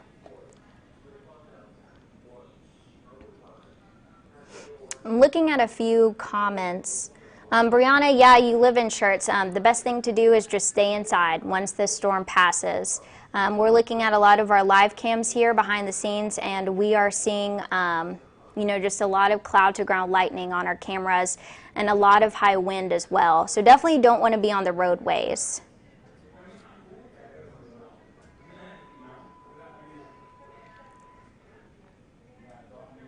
So Betty wants to know, is it past Helotes now? Helotes is not included in the tornado warning. This tornado warning is just east of you. However, Betty, you're likely getting the high wind still, and you're likely seeing the heavy rainfall with this storm. Yes, go to a small closet or interior room. That's the best thing to do, Lydia. That's great. Ellie, yes, it is over by us, but we're currently at the at KINS 5. Our power is still out, but we're running on a generator right now, but we're fine, we're good to go. And we also haven't had any reports of, a tornado on the ground. The National Weather Service, this is not related to the tornado warning, but they have issued a flash flood warning over Frio. I hear the rain outside of the newsroom right now. And we're definitely seeing, heavy rainfall rates, maybe even up to 3 to 4 inches in some spots. So keep in mind, isolated flooding will be, one of the biggest things to watch for too.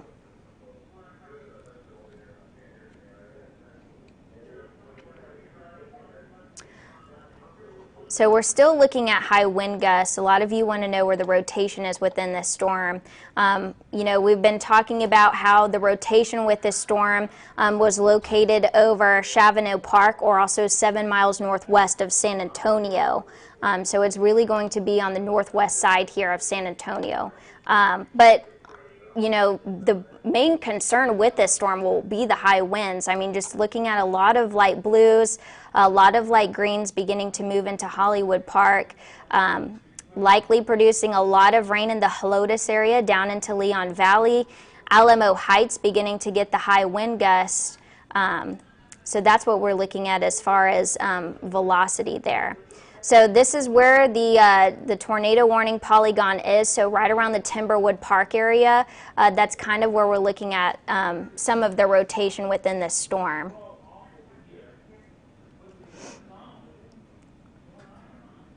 So we have some sirens going off at Randolph Base. And so what I'll do is I'll zoom out just a little bit just so you could see. So Helotes not included in the tornado warning. We also have meteorologist Andrew Wilson live on KINS 5. He's also covering the tornado warning. We'll stay on top of this warning until it expires. And it's not expected to expire until about 9 p.m. tonight.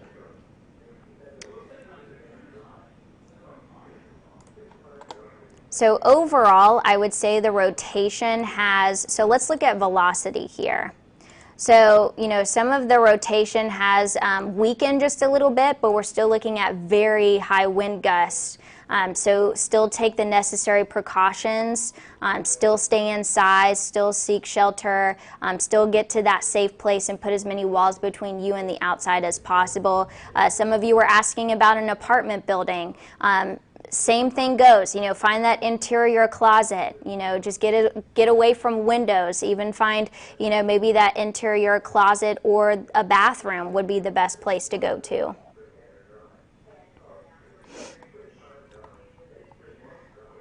So for those of you asking about Seguin, I would say this is all moving northeast of you.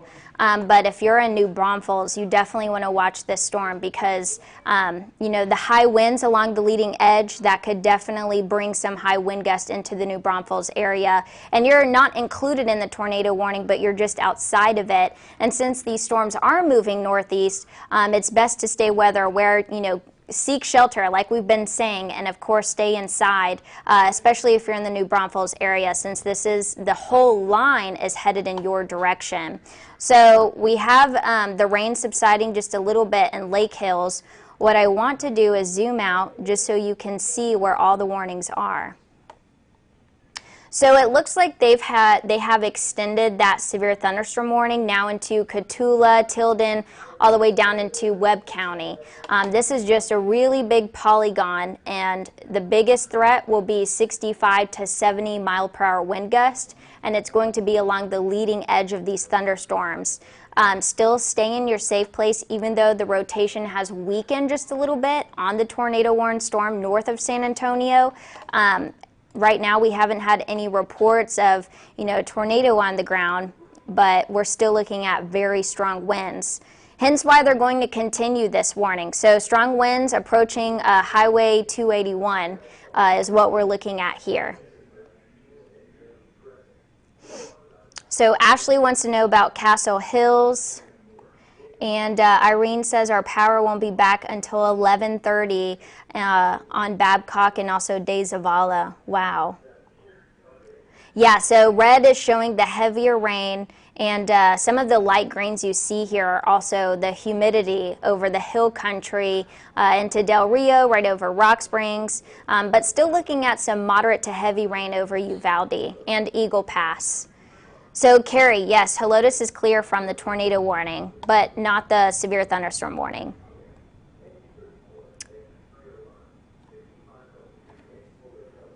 So what about the Comfort area? Yeah, we're definitely looking at heavy rain headed for Comfort.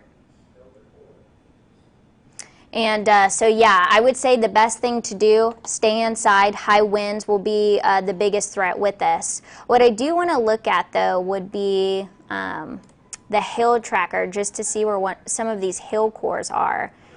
So we do have a few flash flood warnings in place. That includes Medina up into Bandera, Real County, and also a good portion of Uvalde County. So they're under that flash flood warning this evening. We also have a flash flood warning for Frio.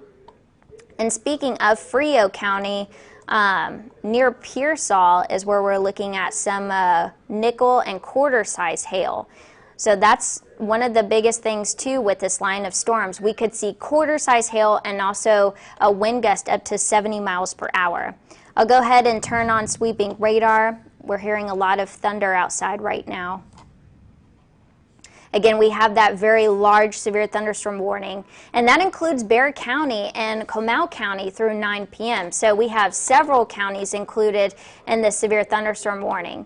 And it's likely, once we get closer to 9 p.m., they're going to trim back on some of these counties. Like Hondo, for example, the heavier rain is out of your area, so you guys are in the clear right now. Some of you are asking about Helotes. Are they still in the tornado warning storm? The answer is no. We're still looking at very high wind gusts moving into Timberwood Park, right over 281 and headed for I-35. So heads up to New Braunfels. This is moving in your direction. Doesn't necessarily mean that the tornado warning will be extended into New Braunfels, but just know we're expecting very high wind gust for the downtown area and also into Schertz.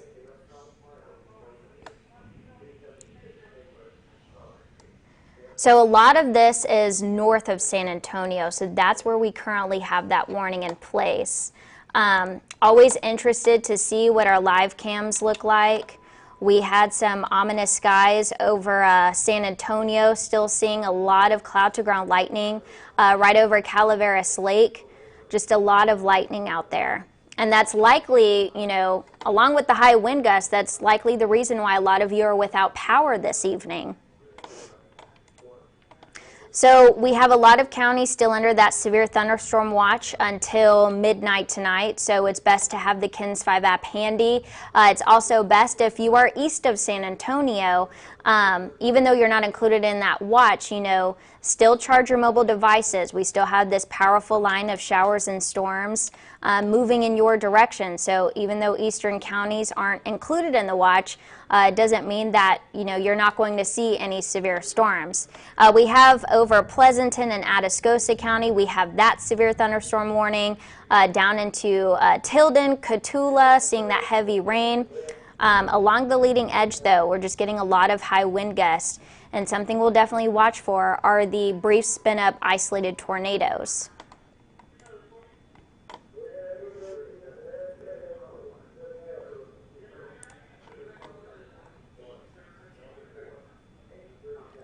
So I'm looking at a few of your comments here. Tay, yeah, it's best to do so, especially if you're in shirts. Definitely take shelter. That's the best thing to do as these storms move toward you. Samantha, Leon Valley, seek shelter. We're looking at high wind gusts headed for Leon Valley. We have a few power outages at 471 and Tally Road. Alamo Ranch, high wind gust likely for your area. If you're in this tornado warning, it's always best to seek shelter anyway. We're definitely looking at high wind gusts beginning to move through. Going to zoom back into a metro view so you could see where this warning is. It includes Hollywood Park, but does not include Helotes. So Helotes is on the western edge of this warning. But this is just outside of New Braunfels. So, looking at this hour loop, it definitely looks like storms have picked up some speed here, which is kind of good because you don't have that heavy rain sitting over spots for, long periods of time and causing some flooding in some neighborhoods.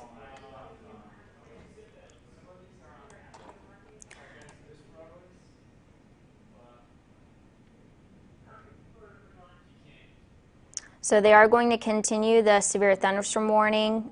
We could get a few isolated tornadoes possible within that very large severe thunderstorm warning. That's for Bandera, Atascosa, Bear, Burnett, Comal, Frio, Gillespie, Hayes, Kendall, Llano, Medina, and Wilson counties, and that's going to continue through 9 p.m.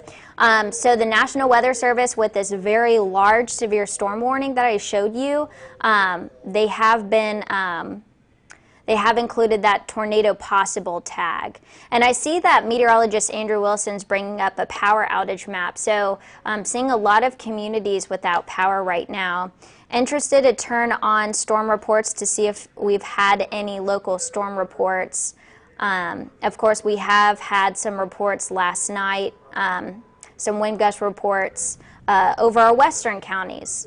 And so that's something we've been watching for too. Doesn't look like any reports have been funneled in by the National Weather Service. So that is something we'll definitely watch over the next couple of hours. But again, a lot of power outages. We're seeing a lot of cloud to ground lightning strikes with this. Very noisy storms beginning to close in on downtown San Antonio. Even seeing a lot of cloud to ground lightning strikes within the main loop. So also over 1604. Down into Divine. Still some lingering, lightning strikes there in Hondo and some shower. So even lightning is striking, miles from this main line. So that's something to keep in mind here. And then we have a few lightning strikes moving toward New Braunfels. So getting a little bit closer to downtown New Braunfels. Again, we have that tornado warning that includes Hollywood Park through 9 p.m. So we are going to stay on top of this warning until it expires here. So it looks like they are going to issue a tornado warning for Frio County, again, because another storm is producing rotation near Pearsall. So let's dip south down into Pearsall. So there's that tornado warning. That includes Frio County until 9:15. Looking at some rotation within this storm. So let's go ahead and bring up velocity here. And yeah, you could see some rotation beginning to strengthen. So if you're in the Pearsall area, you're in Frio, once again, we're looking at another tornado warning in place. You could see the rotation on radar. Nothing reported yet, but it is something we'll definitely watch. This will cross over I-35 shortly. We're getting a new radar scan and still indicating some rotation within the storm over Frio. So let's look at what, let's look at this storm and okay, so it's producing a tornado that was located near Pearsall, moving northeast at about 10 miles per hour. So a very slow moving storm there. We've had wind gusts up to 70 miles per hour reported in Hondo, so that's going to be Medina County. We've also had gusts up to 61 miles per hour reported in Bandera County, and that's going to be in Vanderpool. So a lot of high wind gusts moving through the area. So let's put a tracker on this storm here. Like I said, it is moving, northeast at about 10 miles per hour, producing a lot of heavy rain. So just watch for the isolated flooding as well. If this storm holds together, if you're in Bigfoot and even Divine, watch this. So Bigfoot just before 10:30. So that's kind of what we're looking at. And that's if the storm continues on this pace. It's moving very slow, hence why it's saying, okay, that's a lot of time. We still have a couple of hours until 10:30. So the storm is moving very, very slow to the northeast.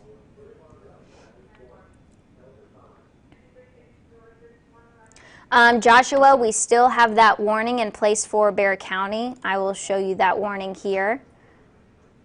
So there's the warning over Frio, and there's the warning right over Hollywood Park into northern parts of Bexar County. As far as circulation and rotation within this storm, it has weakened just a little bit, and I would say the biggest threat with that one would definitely be 70-mile-per-hour wind gust. Still stay inside, because 70-mile-per-hour wind gust, that can still produce a lot of damage, and so that's why we want you to stay away from windows and stay within that interior room.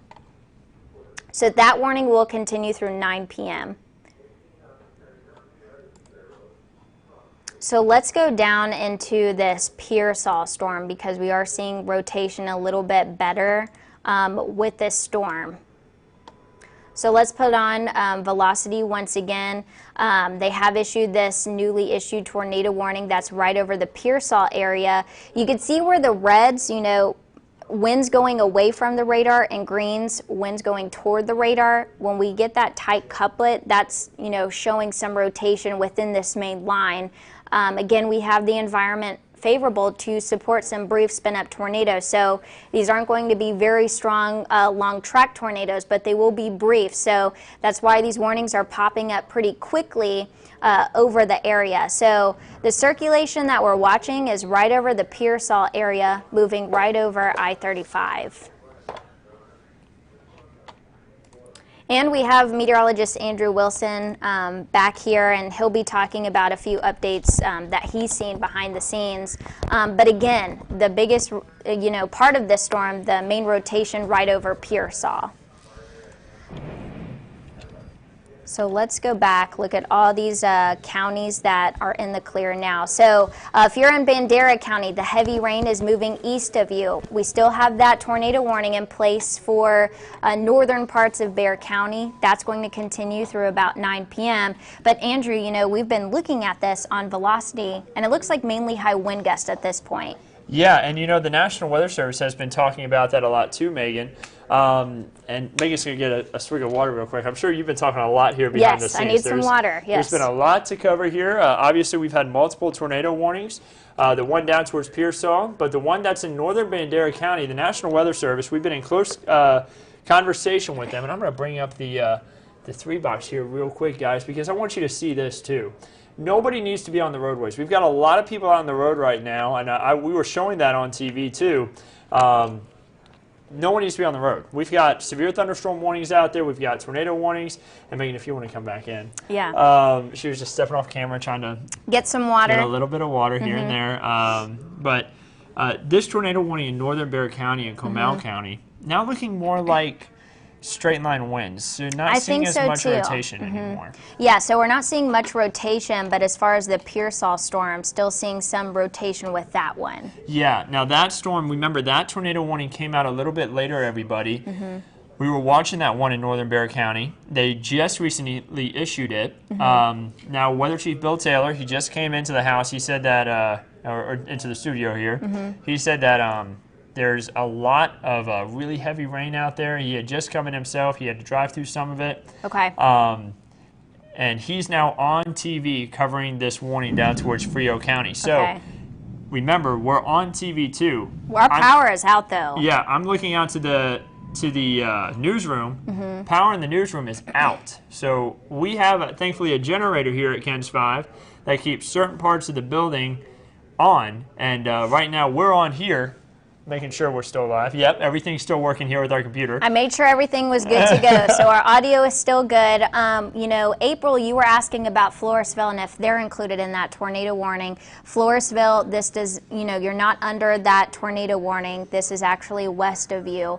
But we're still watching showers and storms packing a punch. You know, they've issued this very large severe thunderstorm warning, this large yellow polygon that includes Atascosa County up into Bexar County, Comal County, and this could be extended eastward into, you know, Floresville. So that is something we'll look at. Yeah, I'm getting reports here about 2 minutes ago. Here in Timberwood Park, Stone Oak area, highest estimated wind gusts around 45 miles per hour. Most of the strongest winds stayed above the surface.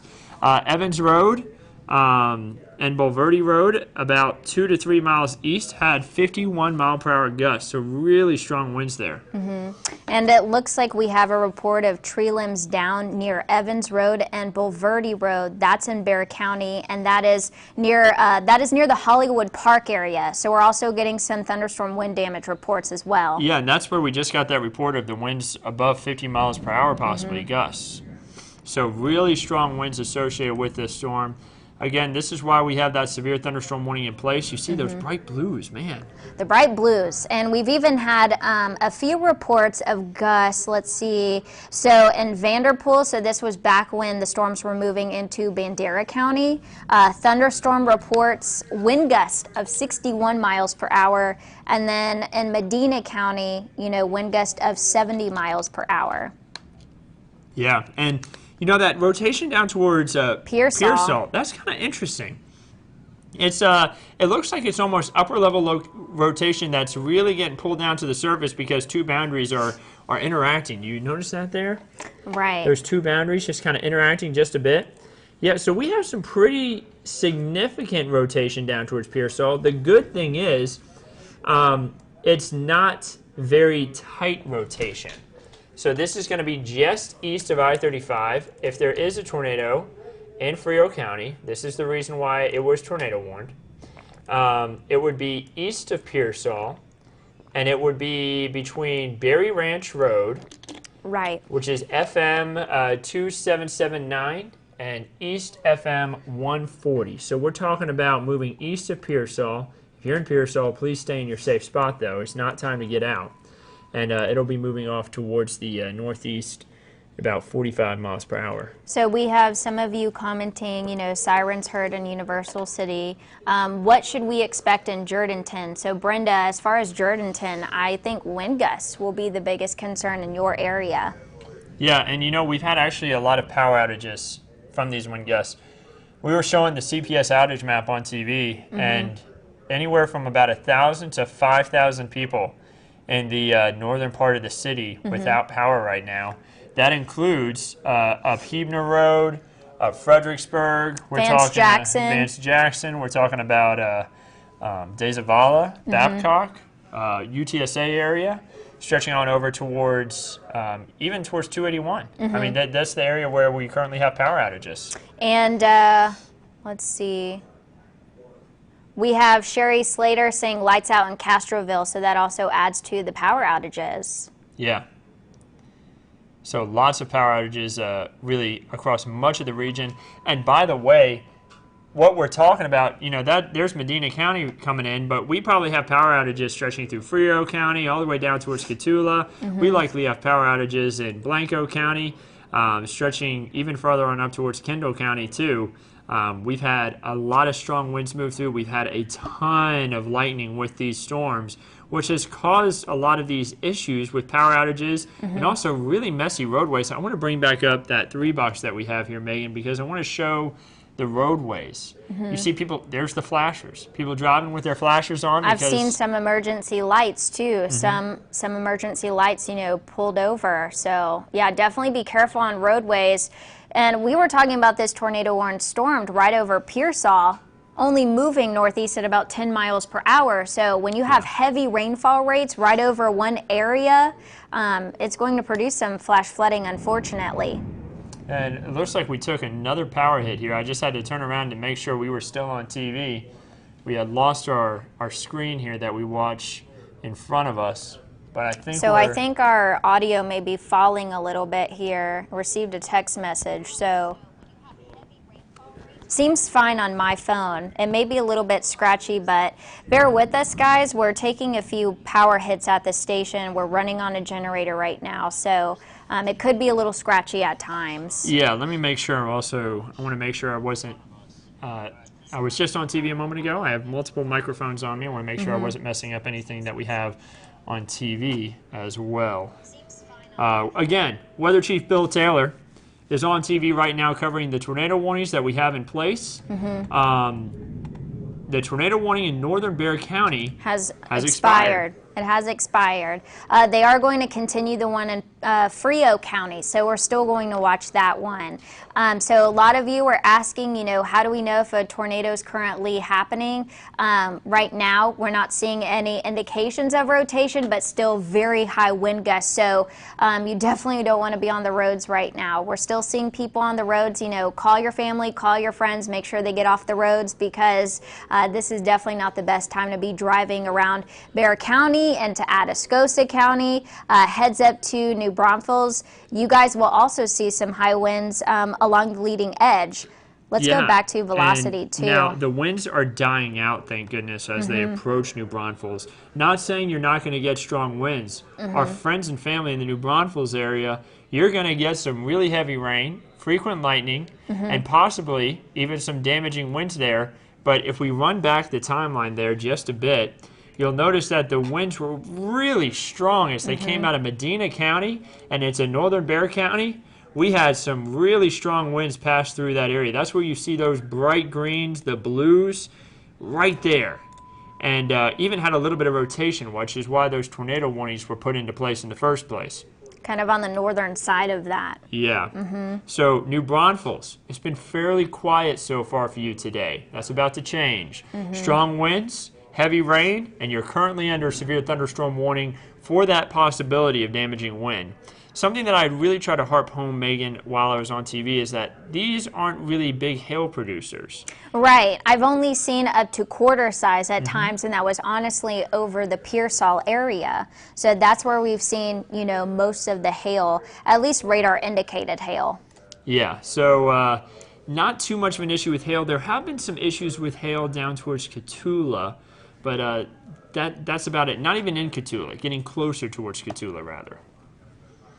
So they are going to issue a flash flood warning for Bexar County shortly, and this is going to include the San Antonio area. So I'm hearing that there could be an issue with audio, but I'm still hearing it on my end. If y'all are having issues hearing audio, please let us know.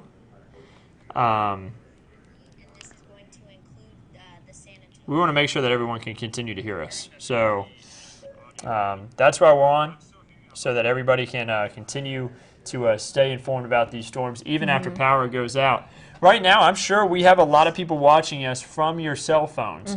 We have severe thunderstorms that are stretching all the way up into Burnett County. That's just west of Travis and Williamson, along that I-35 corridor where Austin and Georgetown are. And it's stretching all the way down through Atascosa and even down towards Atascosa County, all the way down through Cotulla, all the way down through Tilden. I mean, that is a huge area. Look how fast those winds are blowing the camera right there at FM 3009. And it's a huge area. It's a huge severe thunderstorm warning, but what's interesting is that they still have the tornado possible tag. So the reason why we're staying on top of all these storms is, you know, we just can't rule out the brief spin-up tornadoes. We just can't take a chance. We still have the environment favorable to support some tornadoes. Kind of that backwards C shape on radar in San Antonio. And what that's telling us is, hey, high wind gusts along that, you know, backwards C shape along the leading edge of these storms beginning to approach I-35 and the New Braunfels area. That could, you know, show some high wind gusts, and sometimes on the edges of the backward sea, we can get the brief spin-up tornadoes. Yeah, that's what we really have to watch close for, and that's kind of what we're seeing right there up in Frio County. That's what that tornado warning is in place for, closer towards Pearsall. And considering the fact that that rotation is getting closer towards the edge of the tornado polygon, that little red square, I'm willing to bet that they're thinking about letting that tornado warning expire. We had mentioned that that rotation was fairly broad. Typically, if the rotation's tighter, that's where we would have that more confirmed type look of a tornado. But because of how broad the rotation is, it looks like that rotation has weakened and it wouldn't be as much of an issue. And so let's talk about the strongest winds right now. It looks like they're starting to move over Comal County, or they have been for the last couple of minutes, the last 20 minutes or so. So heads up to New Braunfels. You should definitely start getting some heavy rain, some cloud to ground lightning, and also some high wind gusts in your area. These storms are packing a punch as they move east, and what's interesting is storms over Bexar County up into Comal County, they're moving a little bit quicker. They're moving about 45 up to 50 miles per hour to the east, whereas the ones, to the south are moving a little bit slower, only about 10 miles per hour. I have a few questions coming in here. Can we come out of shelter in Live Oak? The answer is yes. A flash flood warning should have just come across your phone. It may be hard to hear us because it's probably going off right now in your ear. But a flash flood warning was just issued. Meteorologist Meagan Massey was just talking about that a moment ago. The National Weather Service was saying they were going to issue that. Right, so there's that flash flood warning. It's going to be in effect until 12:15 a.m., so this is going to be after midnight. Let's see some of the specifics that they're talking about with this. Yeah, and while you're gathering that together, I want to finish up what I was trying to say there. Okay. Live Oak, you can go ahead and get out of your safe spot. But watch these storms closely because we still have a severe thunderstorm warning in place. Watch for the lightning, too. Yeah, lightning. We've got a lot of lightning strikes around us, a lot of strong wind, a lot of really heavy rain. You see that on the screen below us. Look at that lightning. Wow. Looking out towards US 90 at Lackland. We had a strong storm move through there, a lot of flashers on. 410 at SH 151 North. Oh man, it is just messy out there. No one needs to be out on the roads right now. Get to where you need to be for the rest of the night and stay there, please. So one thing we want to watch for is that there's a little bit of rotation south of Canyon Lake in Comal County. So that's something we are going to monitor along the leading edge of this. So if you're in Canyon Lake, now New Braunfels, you're wondering, is this going to impact my area? This is north of you. So we'll watch, a little bit of rotation there. And I'll go ahead and circle it. And by the way, everyone who's asking, is it safe to come out of shelter? It is. The tornado warning has expired in northern Bexar County. We're watching some areas of rotation, so be ready to go back into shelter if you need to. But you have strong winds outside. If you're in a building that is not as structurally sound, a weaker structure, maybe stay in that safer spot as long as these stronger winds are moving through. But we are no longer under tornado warning. By the way, I will say one thing. I am so glad you are all receiving alerts on your phone and you have that turned on. That's something that we strive for, especially at KINS 5. We want you to stay weather aware. So I am just so happy that, you're receiving the alerts. Lydia, you were just talking about how you received that flood alert in San Antonio. We've already received 1 to 2 inches of rain in San Antonio, likely locally higher amounts. So we could even see up to 3 inches in some communities right over Bexar County. So flash flooding is going to be a threat, hence why, meteorologist Andrew Wilson and I, we've been saying, stay off roadways. It's not going to be the best time to drive outside, and, high water, avoid it. Turn around, don't drown. Yeah, and someone's asking for an update on Pearsall. Okay. Let's go ahead and scroll back down there because they still have that tornado warning in place. That's until 9:15. I don't see any updates from... It's actually been canceled. So they just canceled the Frio County tornado warning. So with that being said, everybody who has questions, you may still see it on your screen for the next few minutes because the National Weather Service, they will put in all the information so it can be canceled from our screen there. But there are no more tornado warnings in South Texas for now. That could change. So we had... Let's see. So talk about Canyon Lake again, please. I missed what you said. So we're just monitoring some rotation south of Canyon Lake. So be on your guard, Canyon Lake, when we start getting these high wind gusts, especially along the leading edge of, this line moving through. We could get the brief spin up tornadoes. So a lot of you should already, be inside for the night. It's just best to do that. Let's talk about Eagle Pass in Del Rio and Rock Springs. You guys are in the clear, so we're still looking at storms just east of you. No warnings in place, but we still have that watch through midnight. Yeah, so a severe thunderstorm watch in place. We've sent out that information a lot earlier to let everyone know, and we have been talking about the severe weather threat for days now, and the threat for heavy rainfall and the flash flood. We've already had a few flash flood warnings. I mentioned that initial one. I said, this will not be our only flash flood warning. We're going to see a lot more. We will, and we actually have several in place right now. So let's bring the graphic up full just so we can, see all these warnings in place. And I'll let you take it away with scrolling on these warnings. Yeah. So meteorologist Meagan Massey is going to take a little bit of a break here. She's been talking and talking for a long time now, trying to keep everybody informed. Great job, Meagan. But we have the flash flood warning in place for Bexar County. So low-lying areas. We've got some low water crossings in the Oakland Estates area. This is kind of off towards the northwest side.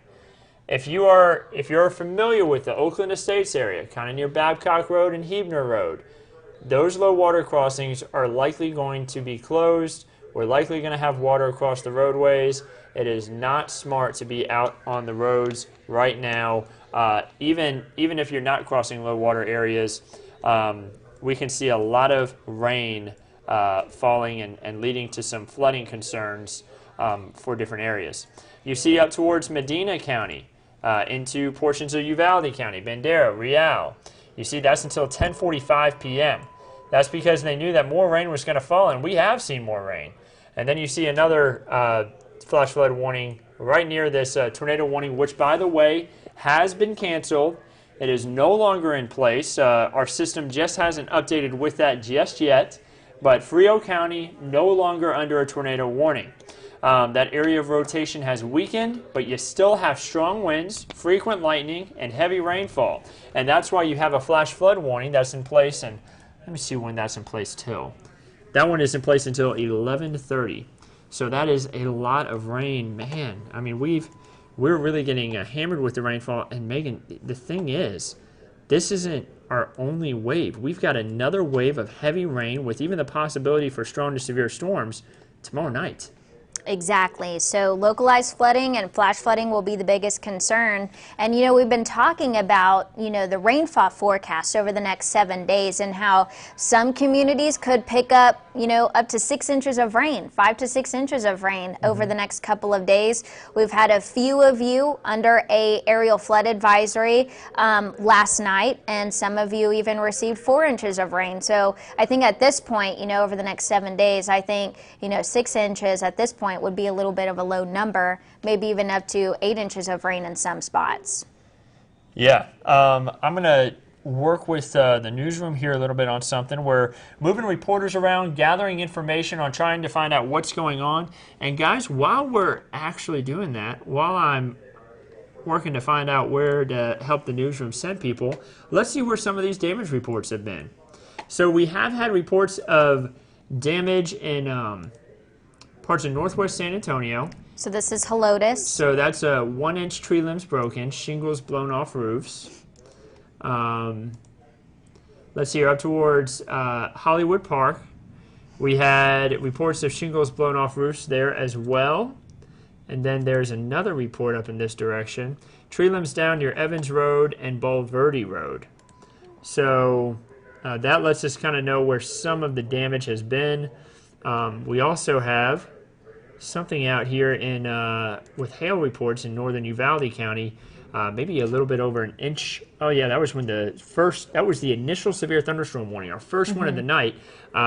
We had at Garner State Park, 1.25 inches about that for hail size as those storms pass through Uvalde into Rial County. And Jen, just to answer your question, is it safe to come out of the shelter in the airport area? Yes, it is. You know, we still have that severe thunderstorm warning in place, but, you know, just still stay inside. You know, do your best to stay away from windows since we are still looking at high wind gusts across the area.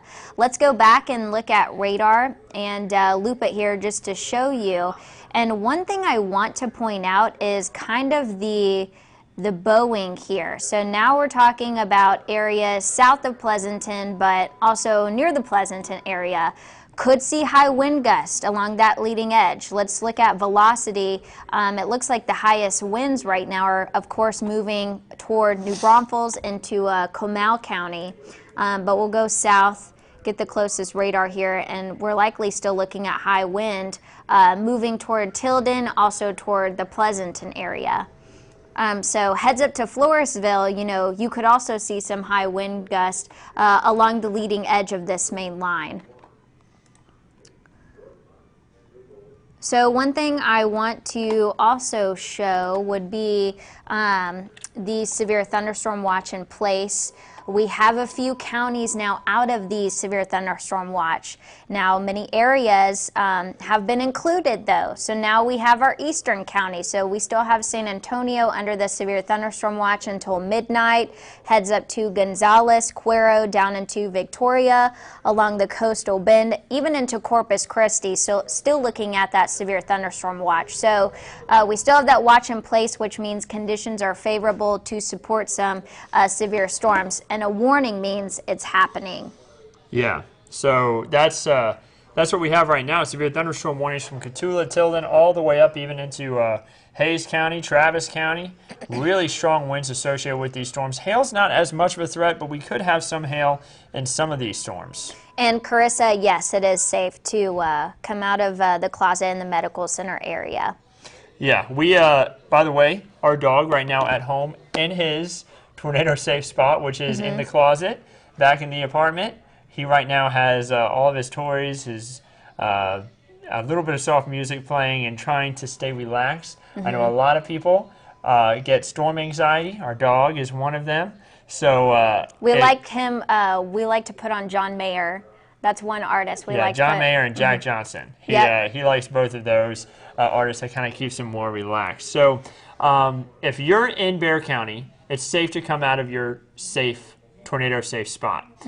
If you're anywhere in South Texas, it's safe to come out. If you are in a structure that may be more, maybe weaker or not as safe during strong winds, let's say you're in an RV or maybe even a mobile home, it may be safe, maybe a better idea to go ahead and get to a more sturdy structure as some of these stronger winds come through, and also that possibility for a spin-up tornado. You don't want to be in a structure that could be turned over as easily whenever we have a possible tornado or strong winds. And Grace Kelly says, everyone be safe. Yeah, definitely. And Gracie Lopez saying, my dog is scared too. Yeah, keep the pets in mind. You know, make sure that they're okay. You know, I've heard a lot of stories about, you know, dogs running under the bed because they're scared of storms. But yeah, definitely keep the pets in mind too. Yeah, and I'm actually going to step off real quick, Megan, continuing to try to work out some stuff with the newsroom, so I'll be back on in just a moment. Okay. So while Andrew's doing that and updating the newsroom, you know, we're sticking to severe thunderstorm warnings in place, still in effect for many counties across South Texas. So we still have that tornado possible tag with this line of storms. And what that means is, you know, along the leading edge, we could still get the brief spin-up tornadoes. So that is something we'll watch for. Right now, there are no tornado warnings in effect. I actually want to look here and see near the Canyon Lake area. I had mentioned not too long ago about how we were watching, you know, rotation, and of course that is definitely weakened. So for the Canyon Lake area, it looks like all the high wind is now east of you, just a lot of cloud to ground lightning strikes. In fact, wouldn't be surprised if some of you lose power We've been talking about, charging the mobile devices just in case you lose power. We've had Weather Chief Bill Taylor on top of the storms on KINS 5, but just in case you lose him, you can also watch us on Facebook Live. So it's best to just have your mobile devices charged just in case, so you're ready to go. And also just have a flashlight just in case. So that's also something to keep in mind here. So just a lot of cloud to ground lightning strikes, a lot of wind gusts. We have storms kind of moving at different speeds here. So the ones over, Bexar County up into Comal, starting to move into New Braunfels, those storms are moving a little bit quicker compared to the storms over Cotulla and into Pleasanton, for example. We've had multiple flash flood warnings in place. In fact, what I'm going to do is show you these flash flood warnings, because we need to take flash flooding just as seriously. Some areas in San Antonio have likely picked up 3 inches of rain at this point, and it's because storms, they're producing so much heavy rain but also moving very slow. So when you have slow moving storms producing a lot of heavy rain, you're definitely going to get that flash flood threat. So you see that warning in place. That's right over Bexar County. That includes downtown San Antonio. That will continue after midnight tonight, I believe, until 12:15 a.m. Let's look at a few other things here. I'm just looking at if we've had any reports. Of course, we also have that flash flood warning in Frio until 11:30. And if these storms, start to slow down a little bit, it's possible that they could get extended a little bit longer in time. So just looking at some of these western counties like Val Verde down into Maverick, Uvalde County up into Edwards and Real County, you should be in the clear right now. All the heavy stuff is east of you, moving into Bexar County. In fact, the National Weather Service and the Storm Prediction Center, they have trimmed back on that severe thunderstorm watch. So let's go ahead and show you where that watch is currently. And one thing I also want to show you is that counties now east of Bexar, so like Gonzales down into Cuero and Victoria, even up into Austin, all the way south into Corpus Christi along the coastal bend, now under that severe thunderstorm watch until 12 a.m. for a lot of us. So Megan, I'm back in now. Meteorologist Andrew Wilson here. Just want to let you know we went ahead and got off air real quick because it does look like that we don't have any more tornado warnings in the region. We still have the flash flood warnings and severe thunderstorm warnings, though, in place. Right now, we're working on getting everything organized for the 10 o'clock newscast. And they're asking for a little bit of help from you. So if you want to go ahead and take a little bit of a break, sounds go ahead and good. gather everything. Of course, the 10 o'clock newscast coming on in just about 40 minutes. And if you wanted to talk to Phil real quick, he can tell you wherever they need to go to get in contact with everybody. I believe they're on the producer Zoom. Okay. Yes, but again, we're all just you're on 2, correct? I believe so. Test 1, 2, guys. Again, we're just kind of going with the flow here. So we still have the severe thunderstorm warnings in place. We want to make sure that I don't turn down the wrong mic and then y'all can't hear me. Meteorologist Meagan Massey about to go head off and get ready for the 10 o'clock newscast beginning in 40 minutes. Again, we have Meteorologist Meagan Massey in-house, Weather Chief Bill Taylor, and myself, all making sure everyone can stay safe and informed as we head throughout tonight. Now I'm going to start off by as I hop back in here, talking a little bit more about these severe thunderstorm warnings. Megan, I have the National Weather Service chat up on the computer by the system in the Weather Center. Okay. Just want to make sure that we all stay in contact with what we have up in certain areas. That way we can continue to stay in contact with each other. One of the biggest things about severe weather coverage is that we all continue to stay in close communication. That's what we have with y'all, and that's why I'm actually going ahead and bringing out my Facebook now so I can continue to answer some of y'all's questions here. There's a lot of news coming in all at once with the strong storms that we have passing through. So we want to make sure everyone stays informed. Jason says Meagan Massey has done phenomenal. Thank you so much, Jason. She has really been working hard in here. I know it's been a lot of things all at once to handle. So a great job by Megan. Big shout out to her. Power is out in Windcrest. Live Oak, wanting to know about that area. Right now, a lot of heavy rain in the Live Oak area. We have frequent lightning, very noisy in the Live Oak area, and very strong winds passing through that region as well. So you see right below me, a lot of lightning, really messy conditions out on all San Antonio roadways. It is just not a good night to be out and driving. It's best to just stay where you're going to be for the rest of this evening. We don't need anybody out there on any of the roadways. You know, something that is not on the screen right now, but I'm going to go ahead and pop it up again, is this flash flood warning that's in place for all of San Antonio. If you are within the 1604 loop, you are under a flash flood warning. So really heavy rain falling. It's been raining here for more than an hour. Here, at least in our part of San Antonio, we have had rain now for more than an hour, and that's been heavy rainfall. That's what's leading to that flash flooding concern in some areas. If you are in a low-lying area, if you are along a riverbed or a creek bed, please keep an eye on those water levels. I'm actually going to go ahead and pull up that Norma says, so no more tornado. Norma, the answer is yes, no more tornado out there, at least as of right now. We're going to watch to see if a new tornado warning gets issued later on, but right now, no issues. And as I say that, the National Weather Service, I'm checking their chat, they're talking about a little bit of rotation possible near Green. Guys, before I even look at some of these river levels, I want to check this rotation. I want to make sure that we can keep our friends in Green area informed on if there is any rotation. So there it is. It was pretty quick. I'm going to circle it for y'all.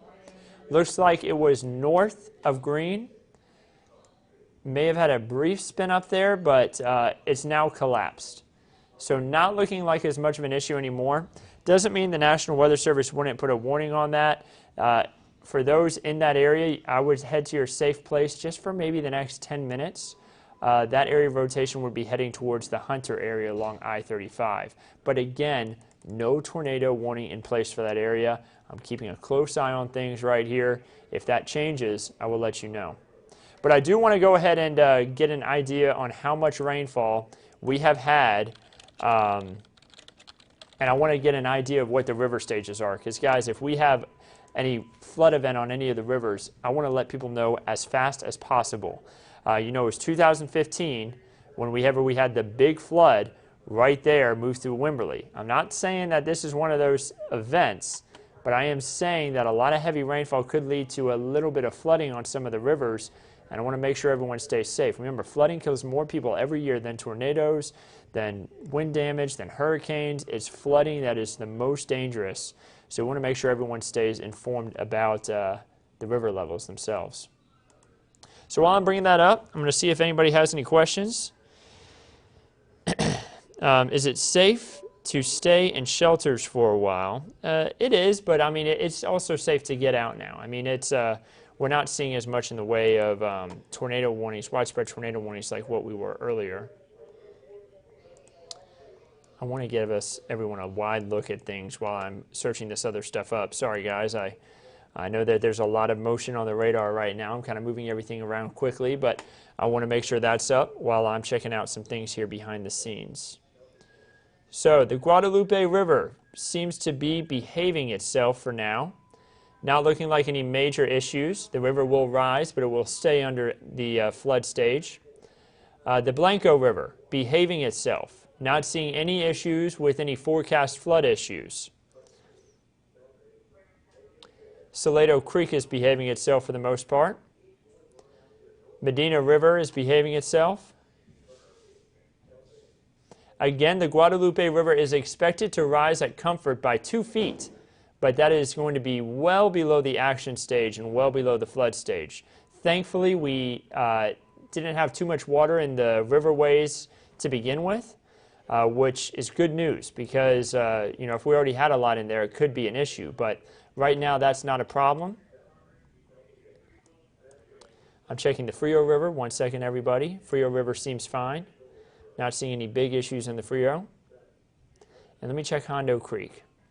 No big issues there either. So the waterways seem to be behaving themselves. That's good news. Not saying that we couldn't have more flooding later on as all this water that's already fallen continues to funnel into all the creeks and rivers. But right now, not any huge issues out there. Sorry guys, I check my audio every once in a while to make sure that it's still up because we have had audio issues in the past. I see someone saying, I've had a fear of thunderstorms and tornadoes since I was a kid. This was a first for us in San Antonio, and honestly, Meagan and Ken's 5 Facebook Live the entire time, and even still now, has soothed us. Glad you are all safe. Yeah, Ryan, no problem. You know, I grew up in Mississippi, but I was born in Delaware. Just grew up pretty much my entire life in Mississippi. I remember my first tornado warning scared me big time. I was about 8 years old. You know, growing up in Mississippi, we ended up being around tornadoes and severe thunderstorms all the time. It's a really active weather place. Yeah, you know, that fear, though, every once in a while, it's still there whenever strong to severe storms come around.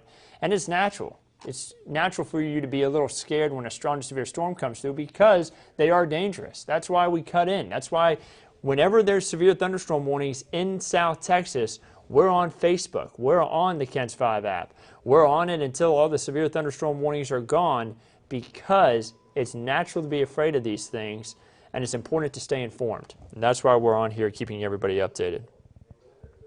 Tim says, my dog is scared of thunder. Make it stop. Tim, I know what you mean. My dog is at home right now, probably scared to death. We put him in an interior room. Hopefully he's not too upset right now. Hope wants an update on New Braunfels. The answer is you have a lot of strong wind moving through at the moment. The strongest of the storm that you're going to see today, I think, is moving through New Braunfels right now. You have a lot of heavy rain. You have a lot of frequent lightning. You also have a lot of really strong wind moving through your region at the moment. We have heavy rain still lingering on in San Antonio. That's not good news because we already have had a lot. And I actually want to go ahead and bring up the rainfall that we've had in the last 24 hours. Now, this has not updated yet for some areas east of I-35. You saw it just did a big update. It just took in a bunch of information for areas along I-35. I want to kind of pinpoint an area down towards Hondo.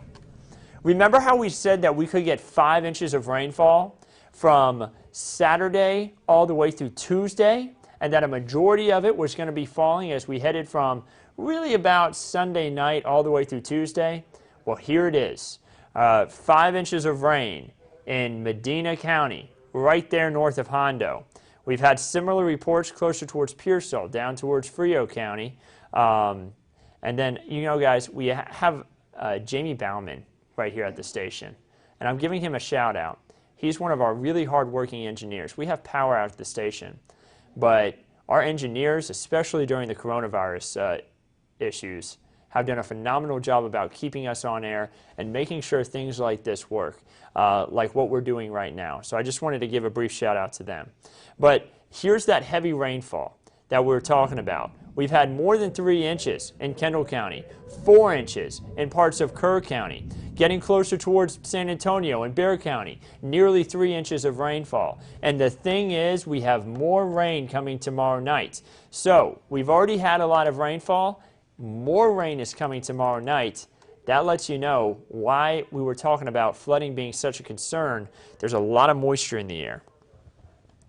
Carissa says, did everyone get a tornado warning on their phones? Everyone should have gotten a tornado warning on their phones because we had that tornado warning issued earlier. Right now, I don't believe we have any tornado warnings in South Texas. Let me check with the National Weather Service, make sure they didn't add one when I was looking at some of those other things off screen. And the answer is no. No issues with that, but we do have reports of trees uprooted and snapped and a roof blown off at East Scenic Oaks. 1 second, guys. I'm going to relay this to the newsroom here.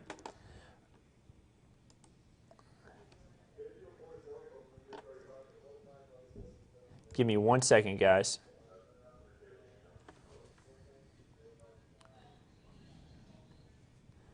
So really strong storm still moving through. We have the severe thunderstorm warning, New Braunfels. I'm sure a lot of people are asking questions.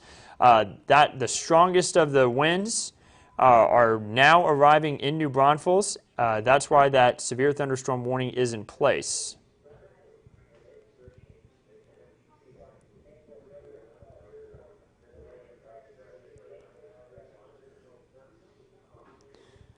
One second, guys. I'm trying to get all this information to the newsroom. Kind of having to do multiple things at once here.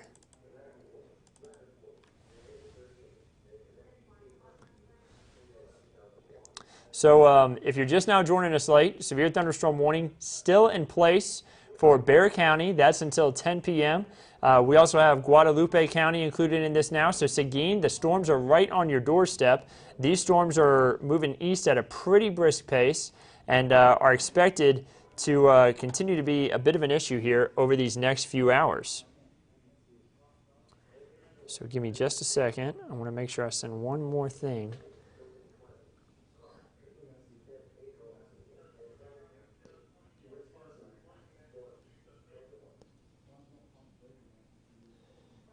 And guys, again, I apologize. It's multiple things you're having to work on here behind the scenes to keep everyone updated. So we have another flash flood warning for Hays, Blanco, and Llano counties. So this is going to be a little bit outside the KENS 5 viewing area. And let me bring back up Facebook. Again, guys, trying to communicate with multiple people at once here. To just kind of keep everybody informed on what's going on. So, how about Cibolo? So Cibolo seeing some strong storms approaching in the area. That's just another one of those spots. Is the Dominion safe from rotation? Tracy, the answer is yes. Right now, still a lot of lightning, still a lot of heavy rain, but no issues with any tornadoes out there at the moment. No tornado warnings in any part of South Texas. Angela says, fake tornado alert. That's because we no longer have a tornado warning. We did have a tornado warning earlier on. And actually, what I was just informing everybody is that we have one house with severe wind damage. All fences and windows are down. Most of the roof is completely gone. Houses on both sides have some damage as well, but not as severe. This is the Wild Horse subdivision. Hold up, guys. I'm trying to keep this all in with the newsroom. And this is all going to be on KENS 5 coming up here in about 20 minutes or so.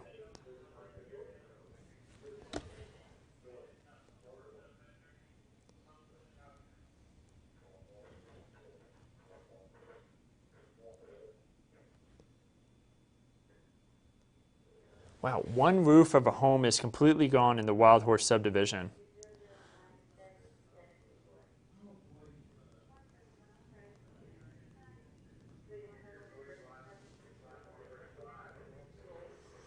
All right, so again, fence post stuck in wall. And guys, hearing that, a fence post stuck in a wall of a home, we may have had a tornado. Am I still on there? Let's see here. We just took another big power hit at the station. We just got struck by lightning. Test. All right. I think I'm still on Facebook Live. So I'm going to keep going here, guys. We just took a lightning strike here at the station. We may have had a tornado touchdown, though, right up there along I-10. Seeing some of the damage come in, hearing that a fence post is stuck in the wall. We've lost a roof on a home in the Wild Horse subdivision. That kind of lets me know that we've had some really strong winds move through and possibly a tornado. Hopefully everyone is okay. Again, the severe thunderstorm warnings continue. We're not going to talk too much about what has already happened. I just have to get that I just had to relay that to the newsroom as I gather this information. Meteorologist Meagan, Massey, by the way, and Weather Chief Bill Taylor behind the scenes, working on things, getting things ready for the 10 o'clock news, and trying to just kind of pinpoint where everything is and what's going on. So the severe thunderstorm warning continues. The east side of San Antonio, really strong winds right now, and I'm actually going to go ahead and bring up velocity again. When I say velocity, you may be saying, well, what are you talking about there? I'm talking about the wind speeds. This is the thing that's been the big issue. No, I'm going to run it back here. Here's where the strong winds pass through. I want you to see these blues. We were on TV for this for a good reason, not just the tornado warning, but I talked about the damaging wind that was possible here. And guess what? We have had reports of some serious damage up there, kind of just outside of the 1604 loop in northwest Bexar County. That's where we had those really strong winds pass through. I'm not seeing as strong of winds anymore. Now, I think we could have some pretty tough winds just northeast of New Braunfels now. Not seeing too much in the way of rotation. You may say, but wait, what's all this up here? The answer is, that's right up against the radar site. So now you have the winds going away because the storms have passed the radar, and the winds coming towards are because the storms coming towards the radar. That's our little radar right there in New Braunfels. So it's a little bit east of town, if you've ever seen it. But I'm not seeing anything in the way of issues of rotation, not seeing too strong of winds. Still probably really strong winds. I don't want to say that the winds aren't too strong. I mean, if you're outside of New Braunfels right now, or if you're just inside, you can hear all the wind outside and you're saying, man, those storms are really strong. It's just the winds aren't as strong as what they were rather earlier. Getting an idea with hail, I want to also keep a close eye on that because I know a lot of people here in South Texas want to keep a close eye on that possibility for hail. Doesn't look like as much of an issue. About nickel-size hail there southeast of Cotulla. That's not even severe criteria hailstones. So good news. That's what we want to see. We want to hear good news about some of these storms that we've seen improvement and not strengthening. I want to pause everything and turn on lightning. Sometimes when we see lightning, if there's less lightning within the storms, it means they're weakening. So we've had a little bit of a weakening in the winds, and I don't think that we're having much of a weakening in the storms, unfortunately. Still looks like a lot of lightning. I'm going to go ahead and highlight a certain area here. Let's go ahead and just get down to Atascosa County from up into Comal County and New Braunfels. Looks like more than 1,000 lightning strikes. Now that's a big area. 1,000 lightning strikes though in 15 minutes, and then let's get our friends closer down towards Cotulla and Tilden. About 1,000 lightning strikes, and that's a lot smaller of an area. So tons of lightning, really powerful storms closer on towards Cotulla and Tilden. We're seeing that the radar is back on the TV. Oh, it must have gone off behind me. Is that what you're saying? I may have not even noticed that. But I think I just saw Phil and Naya in the reflection of the window. Hey, Phil. See if I just saw him. Maybe I didn't. He may have actually just stepped out. Trying to keep the newsroom, again, informed of everything that's going on, though, through text and then, of course, through right here in person-to-person communication. Getting bad in southern Atascosa, but no one is mentioning us yet. Jenny, I am sorry. I'll talk more a little bit about what's going on in southern Atascosa County. The other night, y'all got hammered with a lot of heavy rain. This was about a week ago, I would say. More heavy rain in your area. Here's the good news, Jenny. I don't think this storm is as strong as that one that happened about a week ago. I still think you're dealing with a lot of lightning. It's a lot of heavy rain, and it's some strong wind. But if you're not going to see the size of hail that we saw the other night, hail's not as much of a concern. We do have possibly some strong wind and maybe a little bit of rotation that we'll have to watch closely here, where I-37 meets 281. This is southeast of Jordanton. Now, this rotation is not super impressive, but this is east of 16, so east of Highway 16 heading towards I-37. That's going to be a spot that I'll continue to watch closely. Doesn't look like the storms are too bad for you, though, compared to what we saw earlier in northwest Bexar County. But, Jenny, I will give you a little bit more attention. I apologize. What can we expect in Lavernia? Angela, the answer is a lot of heavy rain, some strong winds passing through, and a lot of frequent lightning is expected. Ann says lots of rain, thunder, and lightning here in extreme northwestern Atascosa County near Somerset. Yeah, I mean, still pretty impressive storms passing through that region as well. And still, man, a lot of heavy rainfall for you in northwest Atascosa County, too. Do we have anybody that's from Devine, Texas? Not sure if anybody's on. I want to answer that. There's still a little bit of light to moderate rain over towards Devine, and probably still a bit of lightning as well. As I turn lightning back on, we'll probably see that. Yeah, a little bit of that here and there. Guys, a lot of movement from the radar. I'm sorry. I'm going to try to be a bit better about not moving it too much. Meteorologist Meagan Massey always gets on to me saying, hey, don't move around the radar so much. It makes it difficult for people to understand what's going on. But we still have a little bit of lightning here on the northwest side. That's going to continue here over these next, really probably 30 minutes to an hour. You see lightning well behind this main line of storms. The atmosphere is still pretty charged out behind the storms, even 35 miles behind the storm. So that lets you know the lightning could continue here for a little bit longer. You see it, oh man, I-10 at Medical, that's where I am. I mean, that was a lot of lightning outside just there. I'm not seeing it as much in the windows here in the newsroom, but you could see it on the traffic cam. That is just kind of what we're dealing with right now. It's heavy rainfall. It's frequent lightning. We've had reports of thousands of people without power here across San Antonio.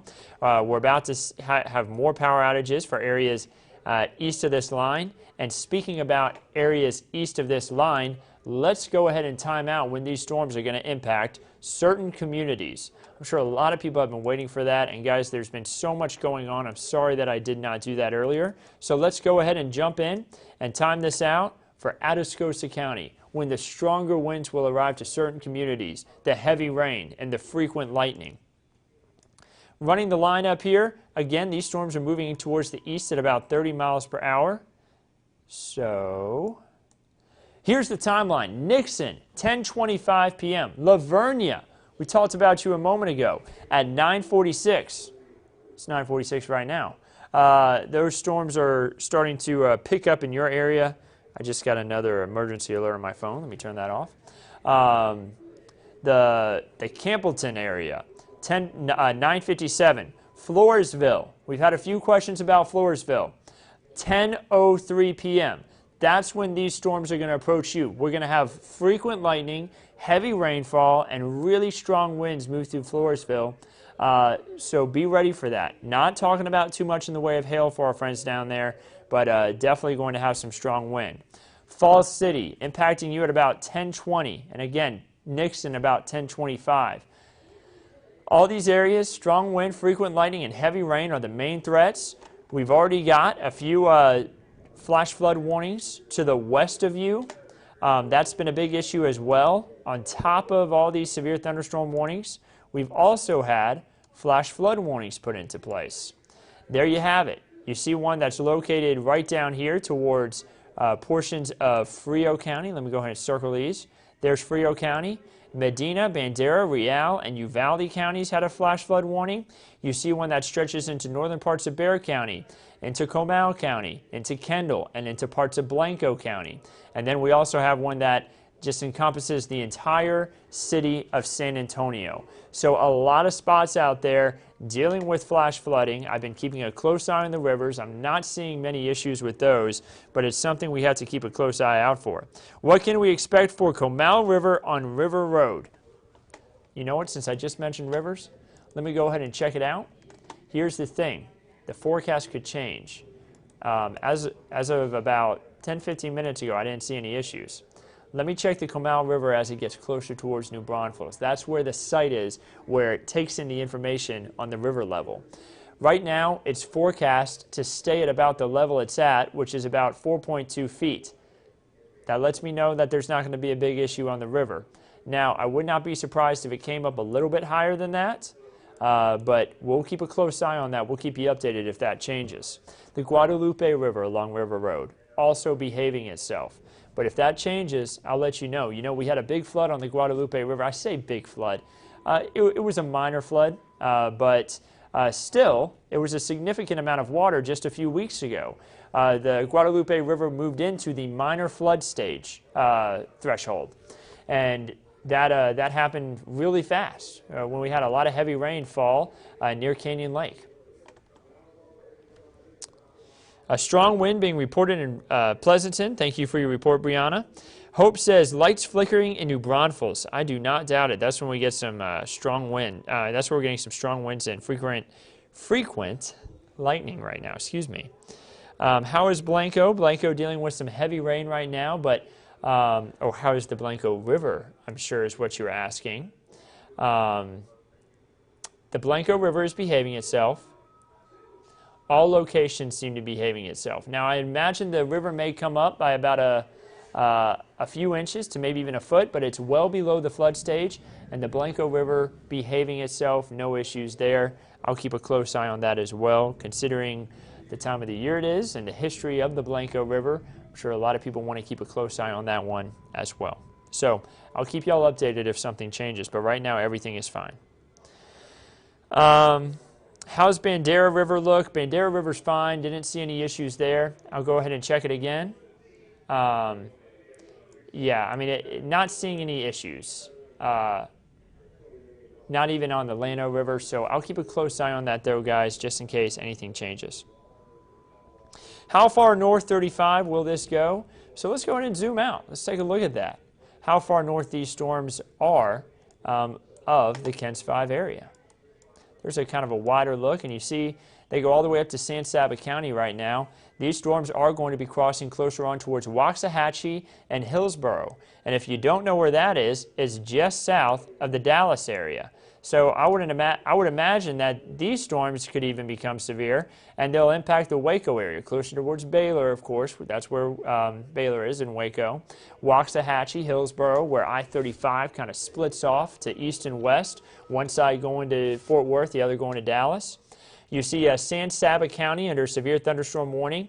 If you know anybody who may be camping at Colorado Bend State Park, that's a popular one. Beautiful state park in San Saba County.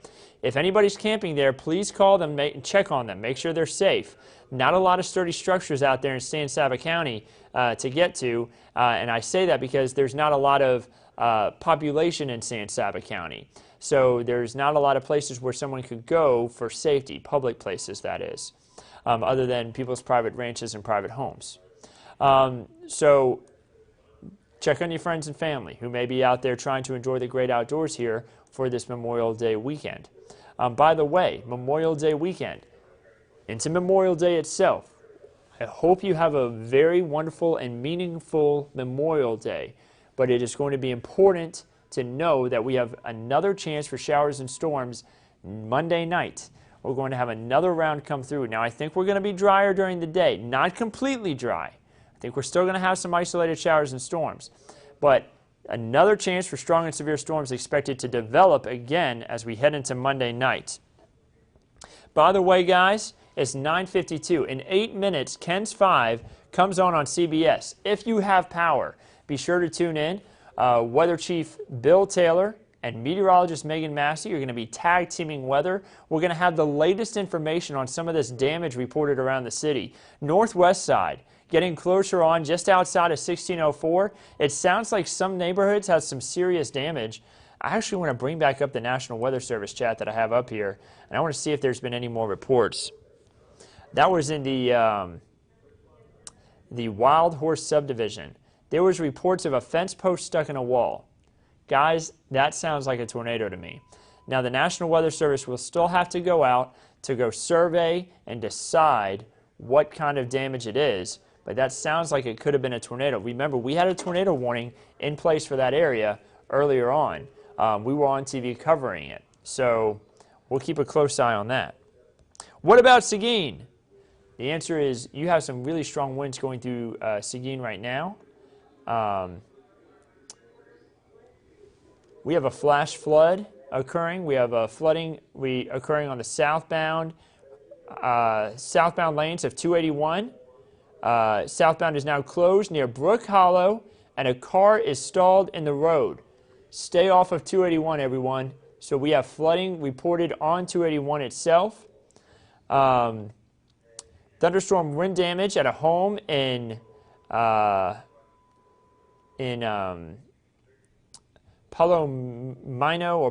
Path. Windows broken, much of the roof gone, fence post stuck in the wall. Time estimated by radar. So that's just letting me know that there was another report of some damage located in Bexar County. Give me 1 second, guys. I'm trying to keep all this information coming into the newsroom.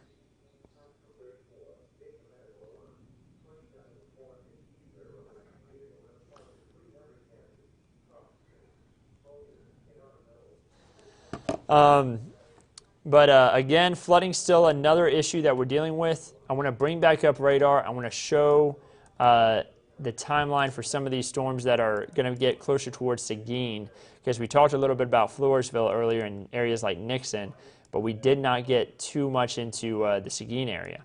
So let's talk about when these storms will arrive for you. All right, so Seguin, honestly, they've already arrived.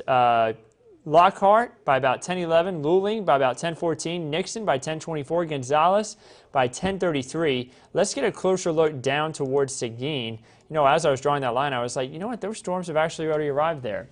You right now have the strongest winds that you're going to experience during this severe thunderstorm warning. So the severe thunderstorm moving through right now, you have a lot of heavy rain, you have a lot of frequent lightning. The heavy rain is going to continue here for probably about the next 30 minutes to the next 45 minutes. You're going to have a lot of lightning and a lot of strong wind associated with this storm as well.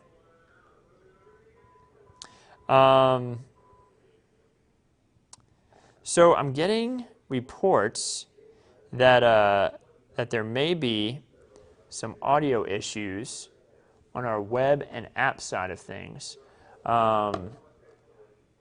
I'm going to see if I can fix that here behind the scenes, guys.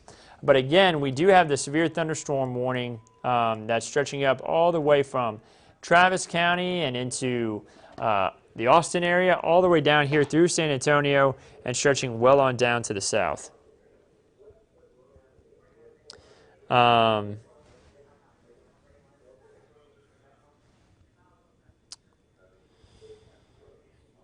So I think that I'm going to get some help from some people here that can sign into our vMix computer and possibly try to edit it and get a little bit of a fix to that itself. I think we're still up on Facebook. Guys, if you can hear me on Facebook, please let me know. I'm going to check the audio myself. Audio seems fine on Facebook. Guys, if there's any audio issues, always holler at me. Let me know, because I want to make sure that's not an issue in the future. I want to make sure everybody can continue to hear me and stay good. Yeah, the audio, right? Yeah, is it good? I don't know. Greg just texted and said he's not hearing it. It's good on Facebook, but it's not good on the web or app version via vMix. Yeah, I'm not. So let me think, guys. Like guys, I've got to think about something that's a little bit different from weather. I kind of wear multiple hats here around the office. Trying to think what would happen to cause it to not work there. I've got external up. Give me 1 second, guys. So again, we do have the multiple severe thunderstorm warnings. So give me just about 5 seconds here to fix something real quick. I think I know what may be wrong with the system. So that would be it. It would be the external. So guys, I'm going to let this radar loop for just a moment. I'm going to kill the audio just for a second. We'll be back up in just a moment, though. Don't worry, we're not going anywhere. Give me just about 30 seconds to about a minute to kind of work out some of these issues behind the scenes here.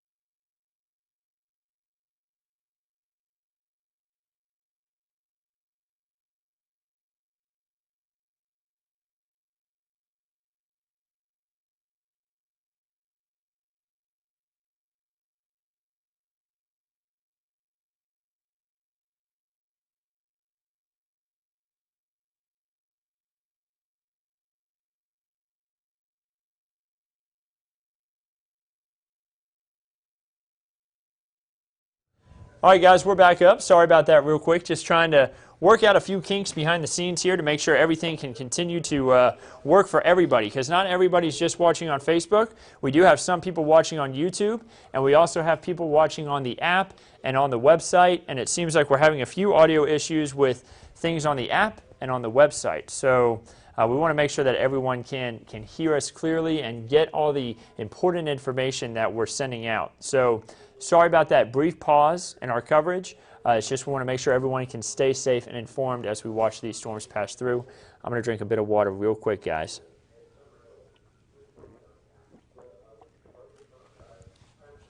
So we've been live now for a little more than 3 hours, I'm willing to bet. And we've had a lot of these severe thunderstorm warnings issued. It all started with one in Uvalde. We still have a lot of strong storms moving through.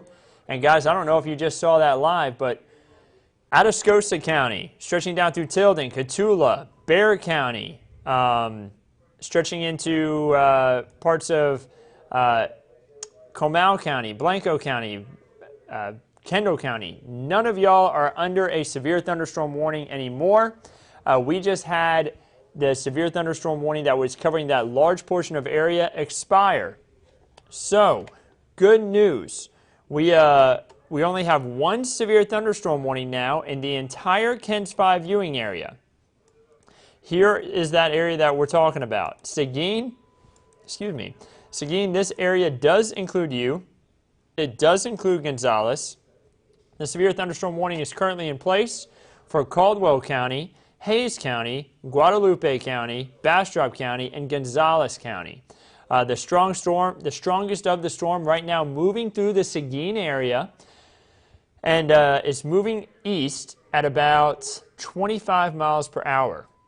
That's going to be where some of our stronger winds are moving through. And guys, I'm getting another report here from the station. So we're getting no audio off of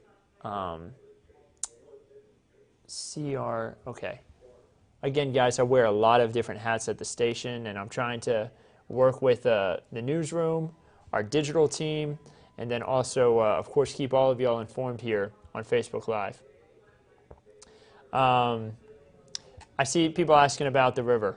I haven't seen any big issues on any rivers here in South Texas. Now, not saying that could not change. All this water has to funnel somewhere, and it's going to find the lowest area, which is going to be along our rivers and then funnel down closer to the coast. So we're going to have water funnel into the rivers. So far, I have not seen any rivers forecast to go into flood. They're all expected to behave themselves. But if that changes, I will let you all know as soon as possible. It looks like my is audio down again. Can you all hear me? Can you all hear me good? David says, what's wrong with volume? He was doing great. Had to go to something else. So Facebook volume is fine. Guys, I'm sorry for all of these questions here. We're just dealing with a little bit of technical difficulties here behind the scenes. Again, we just want to make sure everyone stays informed, and we're doing our best to work out some of these issues. Good. I see a lot of people saying they can hear me. Thank you so much. Thank you so much for your all those responses. During severe weather coverage, it's so important. Communication, not just what I have to say to you, but what y'all have to say to me, what you need to know, and also some of the information that you gather. It's all so important. Jamie Bauman, by the way, that engineer that I told y'all works so hard, in here right now, checking some of the audio stuff to make sure everything can stay on air. If for some reason y'all lose my audio, let me know in the Facebook comments. We'll make sure that we get it up as fast as possible. So this is the only severe thunderstorm warning we have for the region. The area being impacted most is Seguin, right there along the I-10 corridor. This storm is moving off to the east at a pretty brisk pace here, probably about 30 miles per hour. Pretty significant thunderstorm there. San Antonio, you've got a lot of lightning in parts of the city. We've got a lot of heavy rain in parts of the city, but no more severe warnings in Bexar County. That severe thunderstorm watch continues until midnight. By the way, it's 10:03. Weather Chief Bill Taylor and meteorologist Meagan Massey, as well as Phil Anaya on the news desk, all covering these storms that we're dealing with on KENS 5 on CBS. So if you got power, be sure to turn them on. You can continue to get updates there, but don't forget, we're also going to stay on right here.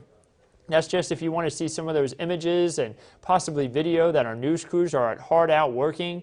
We've got reports of major damage to roofs in some areas. That's going to be on the northwest side, closer towards Helotes. We've got reports of an entire roof missing from one house. We have heavy damage to other roofs. We have reports of a fence post through a wall. I mean, this has been a pretty significant storm system passing through South Texas here. So Lavernia, you are not included in the severe thunderstorm warning, but you probably are still going to have strong winds right now passing through your region. A lot of frequent lightning. I'm seeing getting hammered in McMullen County, 30 miles south of Pleasanton, Texas. Yeah, I mean, you really are seeing the strong storms. And actually, they just issued a severe thunderstorm warning in McMullen County. So Tilden, yeah, we've got heavy rain, we got frequent lightning, and now we have a severe thunderstorm warning for you as well. Let's take a look at what some of the biggest issues are. Oh, we got some, we definitely have the possibility for damaging wind. See where it's getting more in the bright greens to the blue colors here? That's where we have the higher possibility for damaging wind. This storm up here towards Seguin doesn't seem like the wind has been as big of an issue. It still has that threat for damaging wind, but it's not as big of a threat. Seguin, you're going to be dealing with heavy rain, frequent lightning for probably the next 40 minutes, 30 to 40 minutes. And then things will start to quiet down for you. So still, I think the strongest storm in our whole area right now, we had our friend just comment here on the Facebook Live about McMullen County. Yeah, McMullen County has the strongest of the storms passing through, possibly some really strong winds just south of Tilden, moving through McMullen County. That's going to be heading towards the George West area over the next 30 minutes or so. Now I want to give us a wide look at things. They just issued also another severe thunderstorm warning. So remember how I talked about how that severe thunderstorm warning had been lifted for Atascosa County, stretching on over towards, even down towards Karnes County now, under a severe thunderstorm warning. So this is a new one. This does include Floresville. Floresville, the storms are now on your doorstep. Nixon, these storms are going to arrive to your area, kind of closer on towards about 10:20, 10:25, I'm thinking. Anything more in the early morning hours for San Antonio? Lisa, the answer is no. I think we're going to get a little bit of a break here. A majority of Memorial Day will get a break. If you had any important, meaningful things you wanted to get done outside for Memorial Day, I think it'll be dry for the most part. Still going to have that possibility for isolated to scattered storms in the afternoon. So just be ready for that. But widespread rain moves through again Monday night, kind of like what we're dealing with tonight. A lot of people saying no power. Are there still tornado warnings for Bexar County? The answer is no. Bexar County no longer even has a severe thunderstorm warning issued, but still a lot of heavy rain and frequent lightning on the east side of Bexar County. Any damage in Helotes area? Cynthia, yes, we have had reports of damage to people's homes in the Helotes area.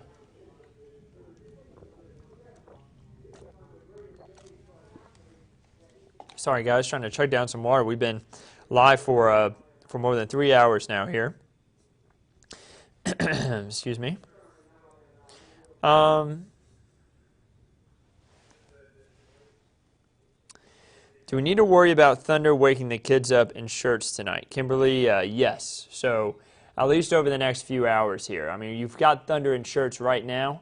But as we head later into tonight, kind of closer on towards midnight, things should start to quiet down in church with not just the thunderstorm activity will be way quieted down by midnight, but we'll get less thunder out there impacting your area. CPS shows a lot of folks in San Antonio out of power. I do not doubt it. I mean, we've got a lot of thunderstorms moving moving through, and some of them have been really strong. I know that we've had a lot of reports of power outages on the north side, impacting a lot of different people. So I'm checking another thing right now, guys. I'm getting reports that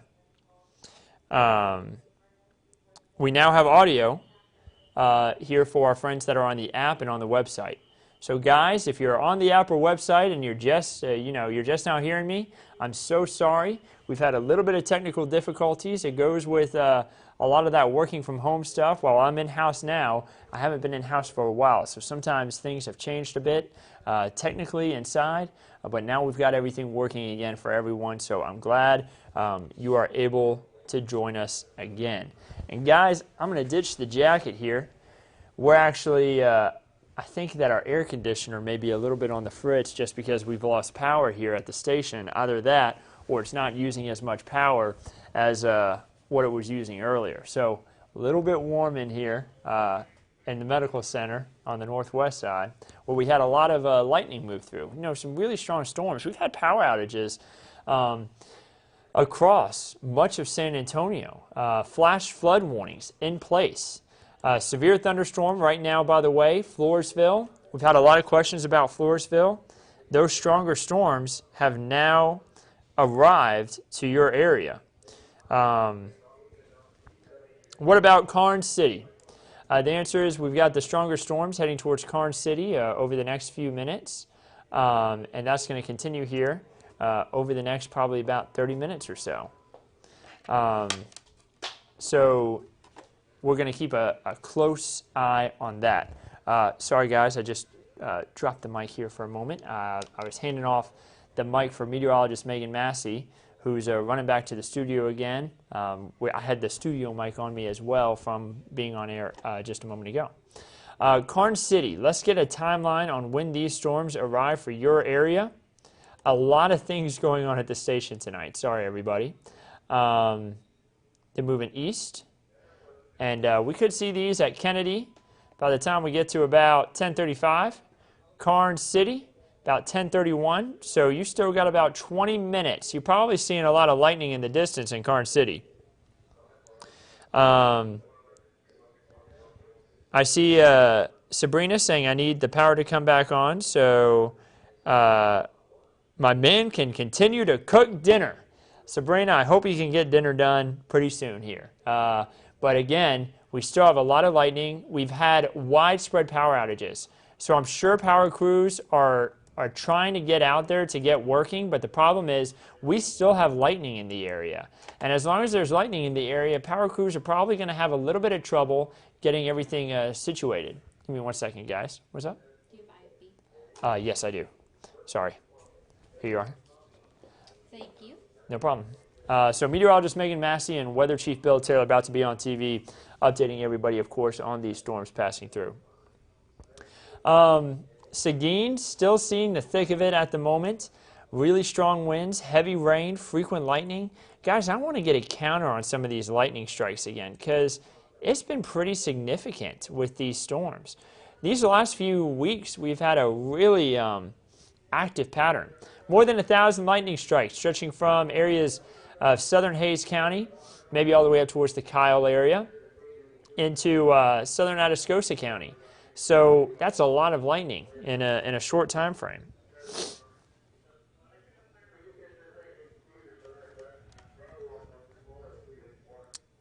Off 281 south by Lemming, how long before it leaves us?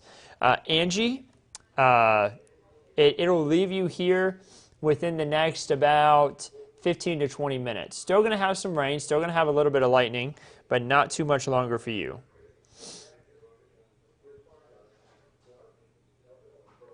The texting communication with you guys still working. Ariel, yes, we're able to all still communicate with each other. Sabrina, no problem. I hope you get dinner soon. So let's take a wider look at these storms again. It's been a big line, and let's go ahead and run things back for the last 12 hours. Watch how everything really developed. Now, it's going to take the radar a second to get everything building here, and I actually may just do it for the last 6 hours. But let's loop this through. Notice the storms popping up right over our area. That's exactly what we expected. We expected development right over to the west of I-35 and then push over the region. And there's those really strong storms. Now, here's the thing.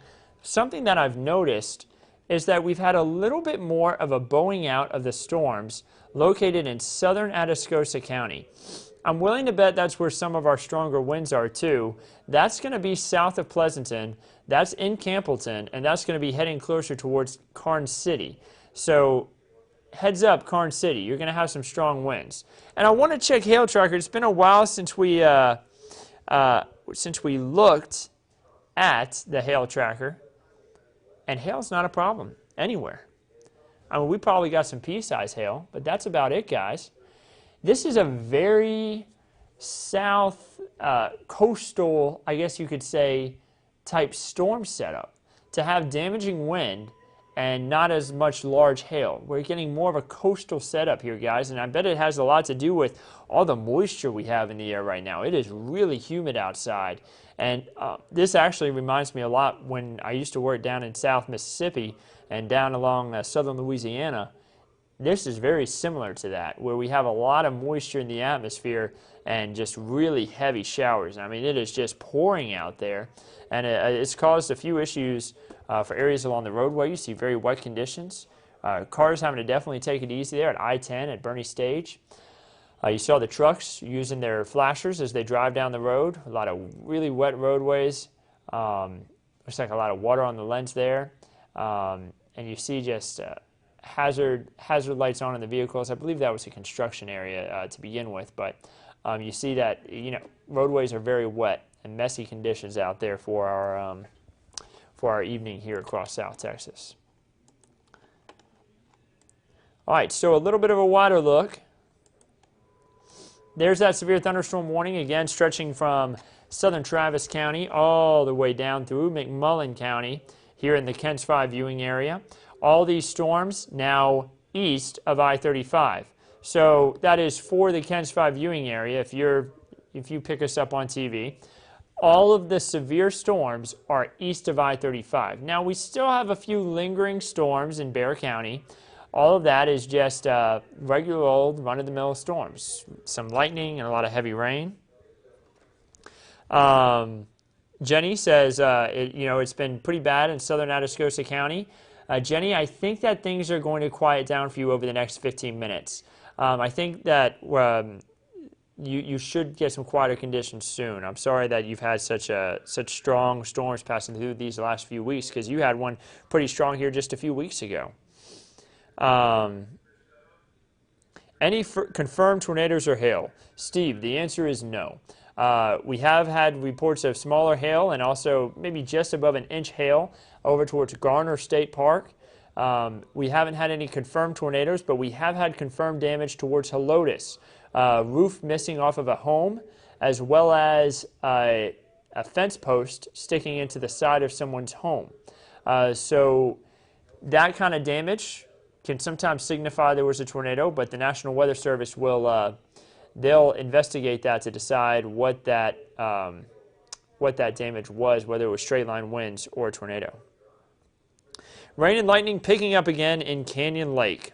What about Cotulla? So Canyon Lake, nothing too much to be concerned about there. Moderate showers, a little bit of storm activity, but nothing severe. No worries, just a little bit of rain here and there. Cotulla is on the back end of these storms now. Things are going to start to quiet down a little bit for you. Fredericksburg, we've got questions about Fredericksburg. Will this affect Waco? This line of storms will affect Waco, and I'll show you that here in just a moment. Run-of-the-mill stuff in Fredericksburg, Nancy. Power out on south side of 281. Joanna, I do not doubt it. A lot of San Antonio currently without power. Notice some storms just west of Waco. I know this is outside of the KENS 5 viewing area, but we also like to keep our neighbors informed on any storms that could be going on in their region. Colleen, about to see a good storm pass through. Waco, you're going to see some storms later on tonight. So our friend who had asked about the Waco area, I hope that answers your question, Lewis. Angie says her lights are out as well. Let me get us back down to the KENS 5 viewing area. Put everything in a loop here. Which street in Helotes, please? Marta wants to know. I don't know the street exactly. It's a report that came in through the National Weather Service. I can tell you that the neighborhood was reported as, give me a second here, it's the, I'm trying to find that report. The Wild Horse Subdivision. So that's where that was reported. We also had a report of more thunderstorm wind damage, and that was in the Helotes area. And I'm seeing if there was anything more. Give me 1 second, guys. I'm trying to check all this stuff as it comes in. We also had the flood in on Highway 281 southbound near Brook Hollow, and there's a car stalled in the road. So not a good evening to be out on the roadways. By the way, Weather Chief Bill Taylor on KENS 5 right now giving updates on these storms. He's tossing it over to meteorologist Meagan Massey, who's also gathering more information on this weather. We've got team coverage on KENS 5 CBS affiliate here in San Antonio right now talking about these storms and the latest news. That 10 o'clock newscast goes on for an hour tonight. So we're not getting off here, don't worry. But that's something that you could also watch. If you have TV stuff, you have power, you could also watch that. But of course, we're not getting off here, guys. Remember what I told y'all. Whenever there's severe weather, we're going to get on here and we're going to stay on until the severe weather threat is over for South Texas. This is why we do what we do. We want to keep everybody informed and safe. These storms still probably have about an hour and a half to go before they're out of the KENS 5 viewing area, and we're going to stay on for that. So the storms mainly east of I-35 now. Seguin seeing a lot of heavy rain, frequent lightning, and I want to actually pull up, you know what I can do right now, some of these storm reports that we have. Power out for 2 hours near 1604.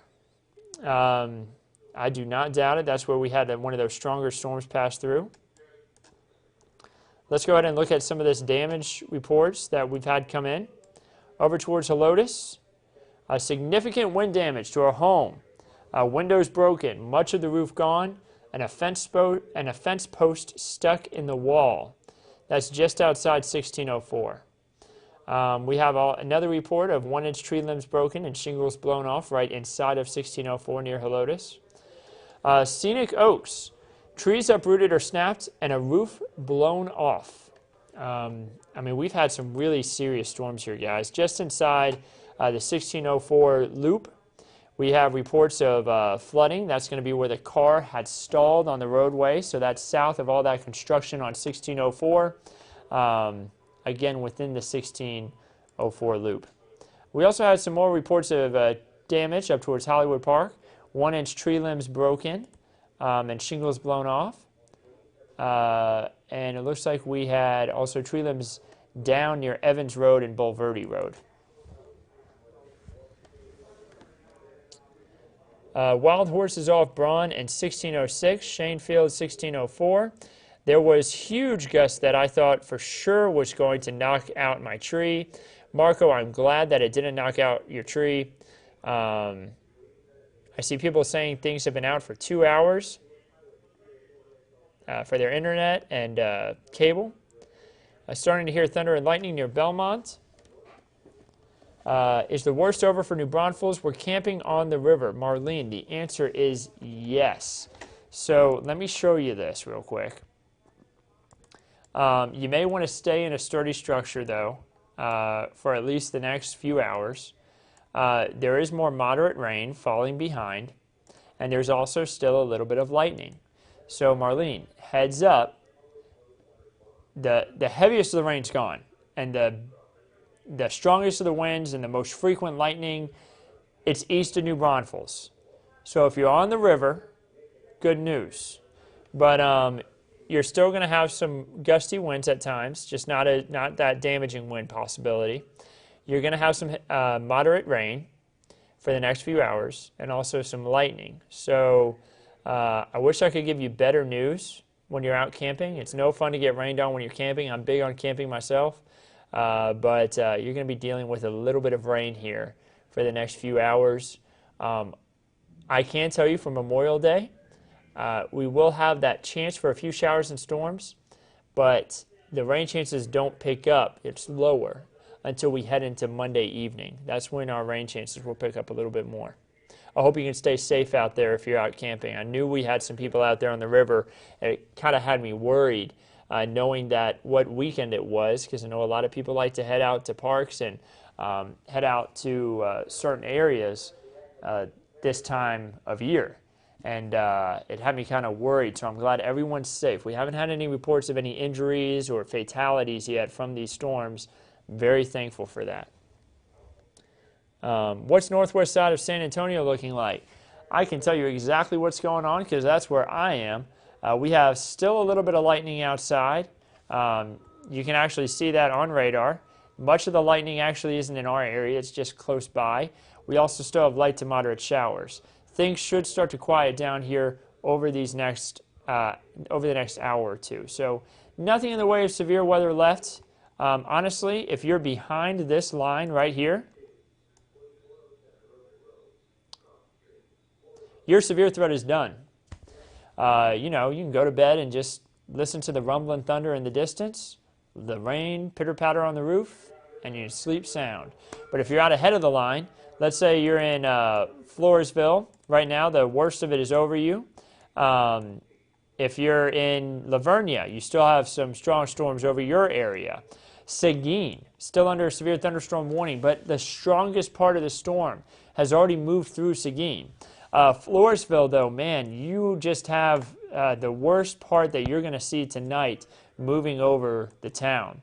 316 lightning strikes in your area within the past 15 minutes. Really heavy rainfall and really strong winds where you're at the moment as well.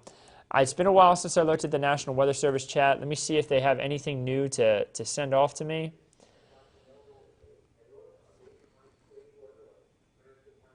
Again, I'm gathering information in real time here, guys. This is all kind of fluid where we're all just kind of gathering information as it comes in. Castroville's done, Toby. You're good. You can go to bed, man. It's going to be an easy going rest of the night. Just a little bit of rain on the roof and a little bit of thunder here and in the distance. But you did have a lot of heavy rain earlier on, some strong winds. We did have a tornado warning actually earlier for you in Castroville. But thankfully that area of rotation passed north of the town. But no more tornado warnings out there right now. I want to make sure I mention that. I don't want to scare anybody who may be tuning in and have heard me mention that without hearing the full story. I'm going to keep this radar looping as I answer some questions here. Is there hail in Schertz? The answer is maybe some pea-size hail, but we're not seeing any damaging hail with these storms. It hasn't been a big issue. We did have some larger hail towards Gardner State Park, but that's the only hail report we've had with these storms. We'll keep a close eye on that, though. So no big issues in Schertz right now. Just a lot of heavy rain, some frequent lightning that we're watching closely. 1604 and Bulverde. Still a little bit of lightning, still a little bit of rain. That's it. I mean, we got your severe weather threat is over in Bulverde. You can go to bed, sit and sleep sound, knowing that it's going to be a quieter night with just a little bit of rain and a little bit of lightning out there and a little bit of thunder. But the severe weather risk is over for you.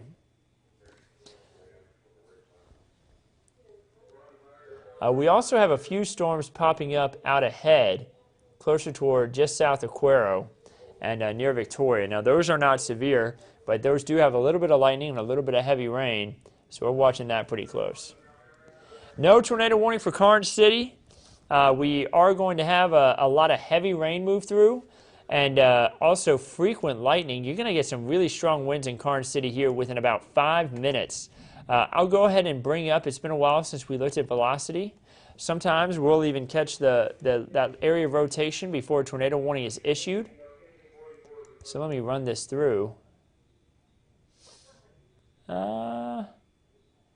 It looks like there could be a little bit of rotation there, but it's near Falls City, and it's very broad. When I say broad rotation, it means that the rotation isn't tight and a tornado is unlikely. So still the severe thunderstorm warning with strong winds, but a tornado very unlikely. They're closer towards Karnes City. I'll keep you updated, and I'll keep a close eye on that, though, I promise. Right now, still just the severe thunderstorm warnings across the region. Really packing a punch, though. Some strong winds, frequent lightning, and really heavy rainfall passing through the region.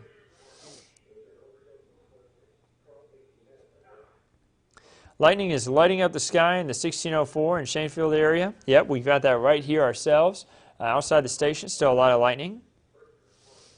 How much longer can we expect the lightning, thunder, and rain? Probably about the next 2 hours, to be honest.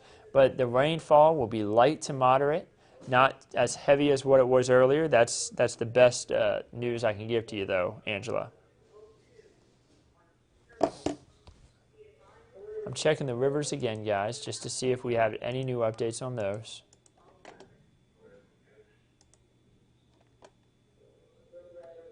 Because that's really important to me. I know we've got a lot of people who headed to the river this weekend.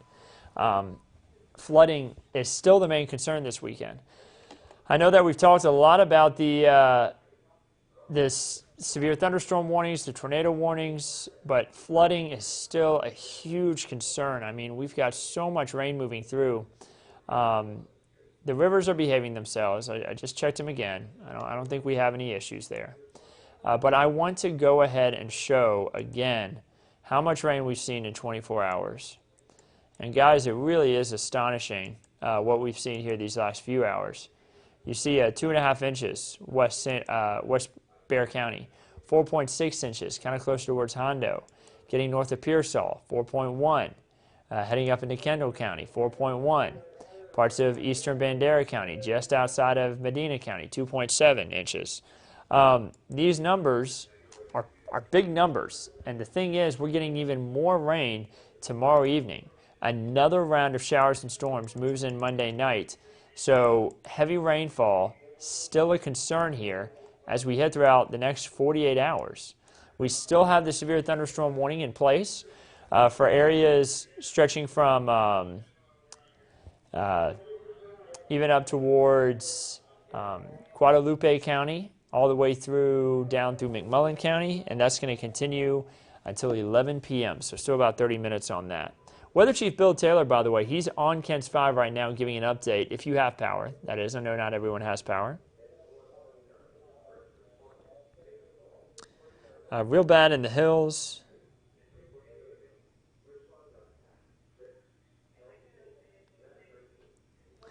My 6-year-old daughter is snuggled up next to me. She loves watching weather. I'm sure she'll be wide awake for the next 2 hours. Angela, it is going to be good. Rumbling thunder in the distance, though. Maybe that'll help everyone fall asleep soundly here over the next hour or so with that little bit of rumbling thunder, the rain on the roof, kind of relaxes you a little bit. I've got to actually be careful myself or else I'll talk myself to sleep right now. But still, not everybody dealing with the quieter weather. Karnes City, about to see the worst of the storms that they're going to see. Floresville is really under the heavy rainfall. You'll just have to excuse me. I got to drink a little bit of water here. I'm a little dehydrated. I've been talking now for about 4 hours. Campbellton seeing the back end of the stronger side of the storms. Tilden seeing the back end of the stronger side of the storms.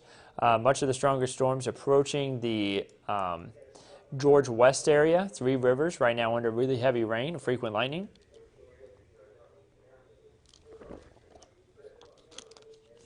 And that's going to continue to move east at about 35 to 40 miles per hour.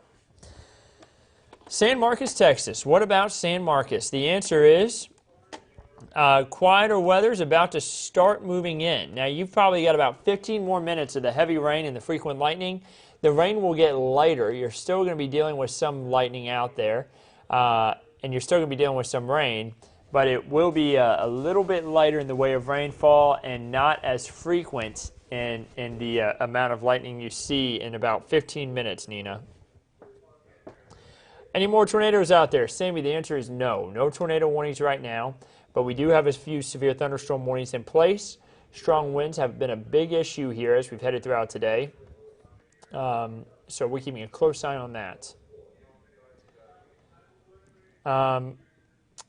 So Hope is saying, my weather app is showing more bad weather for New Braunfels area later tonight.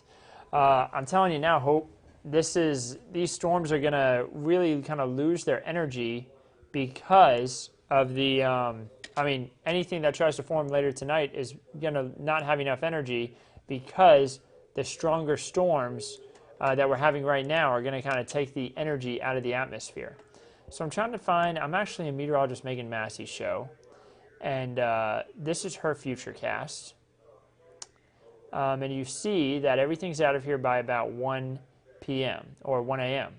Now, maybe a few rumbles of thunder, maybe a little bit of rain here and there through 7 a.m., but that's all that is. We're not talking about anything severe. It's going to be a lot quieter outside as we head into tomorrow morning. Now, once we move into tomorrow evening, I'm actually going to pull up the, let me grab something out of my show. We have these workspaces that we all work out of, and I'm in Megan's show. Let me pull something out of my show that I can show for what our forecast is for tomorrow. By the way, they're talking about it right now on Kent's 5 if you wanted to watch it there as well. But of course, not all of us have power. I'm well aware of that. We don't have power here at the station. We're on a generator right now.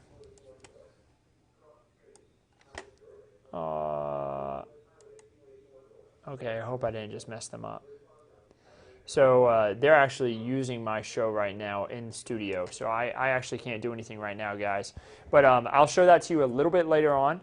But as long as they're using my show, I can't run the risk of accidentally messing them up. So,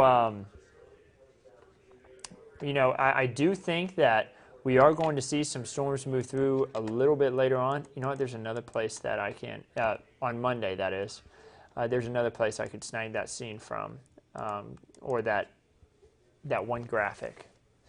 Give me 1 second, guys. I'm trying to gather everything in here. There it is. And it says I can't get it there either.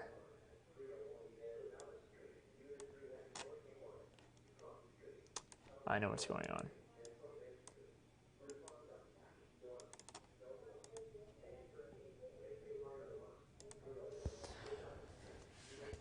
All right, guys, give me 5 seconds. I'm uploading a different show here. So sorry for the delay. I know a lot of people are wondering what's going on. But I'm trying to pull something else up here too. And here's the timeline for your Memorial Day forecast. So future clouds and radar. This is just one weather model showing the storms move through as we head throughout tonight, of course.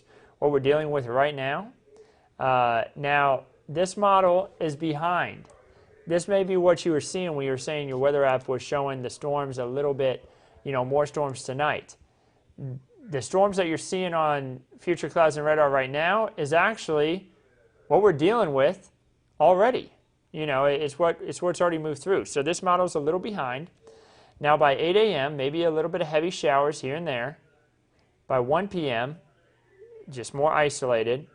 Now notice as we head into Monday night, there's that next round. Check out 8 p.m. Heavy showers and storms across the region. That continues into 11:30, 2:30 a.m. All the way even into the early hours of Tuesday. We're talking about showers and storms passing through. Some storms could even bring damaging wind and large hail. That's going to be something that we're going to watch very closely. It will be another slight chance for storms similar to like what we have for tonight. We've already got some areas that have picked up over 3 to 4 inches of rainfall. We're going to have that chance to pick up 4 more inches of rain tomorrow night in some areas. So, that's pretty serious. That's a lot of rainfall in a short period of time. That's why one of the reasons why we've been harping so hard on the chance for flooding these last few days. because that threat really is there. We have a lot of flash flood warnings in place, stretching from Travis County all the way through Bexar County, the entire San Antonio area under a flash flood warning at the moment.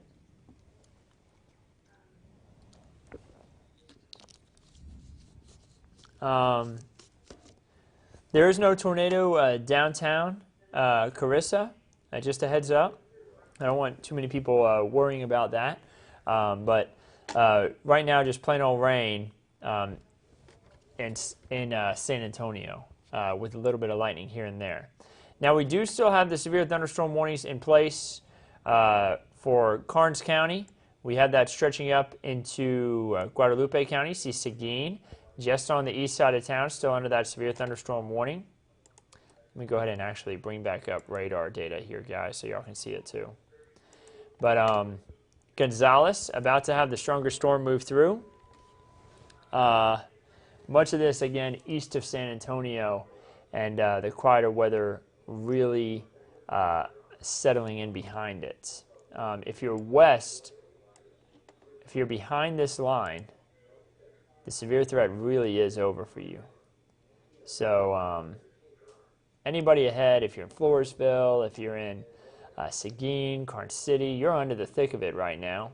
You've got the worst storms over you, but quieter weather's moving in. I see a question about Carissa saying, how is the medical center? And the medical center's fine. It's just a little bit of rain. We've got a little bit of lightning out there.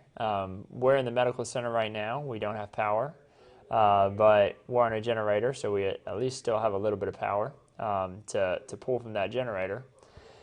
And but you know, things are just quieting down now for parts of San Antonio. Now that's not the case again if you're maybe in Gonzales. Gonzales hasn't even seen storms yet. They're probably saying, "What are you talking about? We don't see anything yet." But Gonzales, the storms are headed your way. Seguin, things are about to start quieting down for you. New Braunfels, things are about to start quieting down for you. Floresville, you got about 20 more minutes, 15 to 20 more minutes of storms, and then things will start to quiet down for you as well. Still lightning, still a little bit of rain, but it will be a little bit quieter. Karnes City, you're in the thick of it. The strongest part of the storm that you're going to see tonight is moving through right now. Tilden, you're on the back end of this. And if you're in Pettis, maybe down towards Beeville, this has not arrived to you yet, but it is on the way. George West, you're in the thick of it right now yourselves. I'm giving a little bit of a wider look here. And guys, I'm going to see if there's anything new for the National Weather Service too. Oh, almost turned off Facebook, sorry. Oh, goodness, that's not what I want to hear. We have reports from the Bexar County Emergency Manager that there's a flash flood. Emergency Management is reporting multiple high water rescues due to flash flooding at Almost Park. That is not what we want to hear. Let me relay this to the newsroom, guys. Hold up 1 second.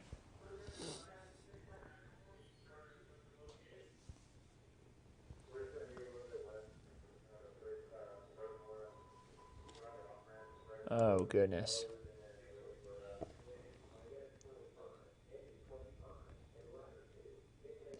So again, guys, you know, it's multiple things that we're handling here at the station at any given time. I'm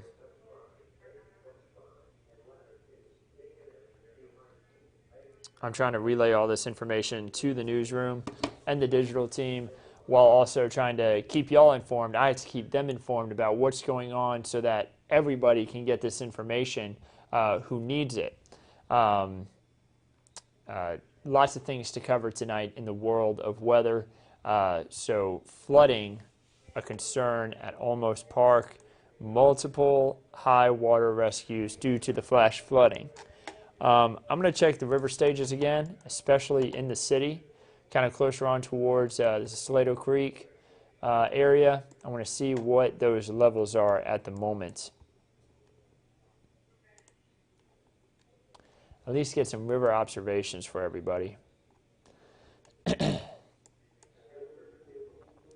So Salado Creek at northeast, Loop 410. It has risen from 4 feet to 6.5 within just about 3 hours. Checking out Almost Creek, went from 2 feet, is that a 6.2 within a few hours. So Almost Creek just rose 4 feet within just a few hours. That's what that heavy rain will do. I'm trying to see if we got anything else reported in here. Salado Creek near Southeast Military Drive has risen about 2 feet, a little more than 2 feet rather, in a few hours. Leon Creek at Loop 410 near Leon Valley has risen about 3 feet itself. So a lot of the creeks here in San Antonio really on the rise. The Leon Creek up near the rim has risen about 3 feet.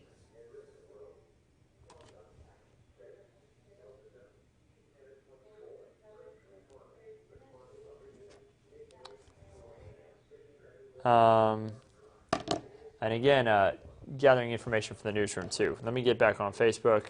Sorry guys. Again, I've got to check in with the newsroom every once in a while, see what they need. Then I can jump back on here on Facebook. So, saw a couple lightning strikes. 281 south by Lemming. Angie, 281 south by Lemming is just seeing some showers and a little bit of lightning at the moment. Nothing too serious. Will roads be okay in Waco? Lewis, the answer is there's a lot of construction around that I-35 corridor in Waco.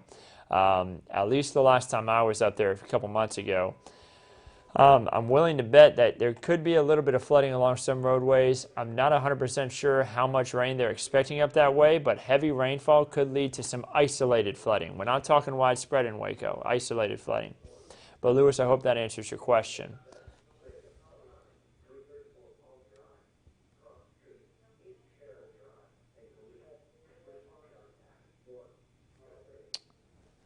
All right, I'm not seeing many more questions coming anymore, but guys, if you have them, send them my way, because guys, I'm staying on here. I won't be hopping off here for a while. The good news is, our friends down in George West, while you still have a lot of lightning and heavy rain overhead, and probably some strong winds, no longer a severe thunderstorm warning for you. The severe thunderstorm warning, though, does continue for Karnes City through Nixon, up through eastern portions of Guadalupe County, and Gonzales. You're still included in that severe thunderstorm warning. So those are the areas still left under that severe thunderstorm warning that we've been tracking. Remember, as long as these severe warnings are in place, we're staying on here, guys. I'm not going anywhere. Want to make sure y'all stay in a safe place. So Scott says, can you put the radar in motion? Scott, no problem, man. I can do that. If you need me to show a certain area, Scott, feel free to ask. I'd be happy to answer your questions and put it in that certain spot if you may need it. So you see the motion of the storms moving off to the east. Now I will mention something that I'm going to watch real close here, especially as these storms get closer towards Cuero and Gonzales. I want you to notice the motion on these storms out ahead of the main line. Now this is something that I've dealt with a lot growing up in Mississippi. Typically you have a squall line that moves through, and out in front of it you'll have some storms moving south to north. And these storms moving south to north, when they get sucked into the main line of storms, sometimes they can cause a little bit of rotation and you could get a brief spin-up tornado. Now right now that's not a concern. But that's something we're going to be watching closely with these storms that are just off to the east of the main line. Cuero, you're about to have a storm pass overhead, but it is not severe. That's important to note. But you will have that chance for a severe storm possibly in about an hour to an hour and a half. Can you show Converse, please? Yeah, Converse is pretty much fine now. I mean, the thing is, these storms are east of San Antonio. We still have a few rumbles of thunder. We still have a little bit of light rain. But, I mean, honestly, the storms are even east of Seguin now. So, quieter conditions now settling in for Converse.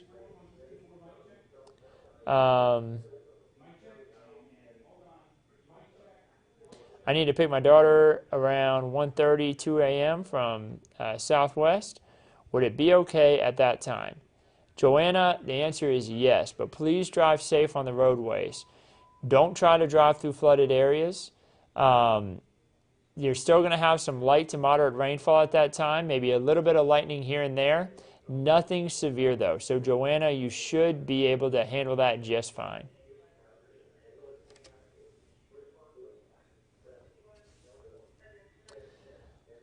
Let's see here. Rain, thunder, lightning, and wind in Karnes City. Yeah, Karnes City is in the thick of it right now. You've probably got the strongest part of the storm you're going to experience tonight at this moment. But don't worry, Ida. Give it about an hour, and the worst of it will be behind you, and you'll be left with just plain old rain, pitter-pattering on the roof, and a little bit of thunder rolling in the background. Catherine, no tornadoes right now. Kosciuszko, I believe that is closer towards Cuero. Correct me if I'm wrong. But that area, yes, we are expecting more storms to pass through. The strongest of the storms are heading in your direction there in Kosciuszko. And Scott, correct me if I'm wrong, though, if I've got the wrong area there. I am newer here to South Texas. Again, I'm from Mississippi, getting to know South Texas more and more as time goes on. And if I've got that town location wrong, please let me know. All right. How much could the river rise overnight in New Braunfels? We're about 20 feet away. Don't know if I should sleep or not. Oh, man, Marlene, that's a tough question, to be honest. So right now, let me get the latest update on the river. All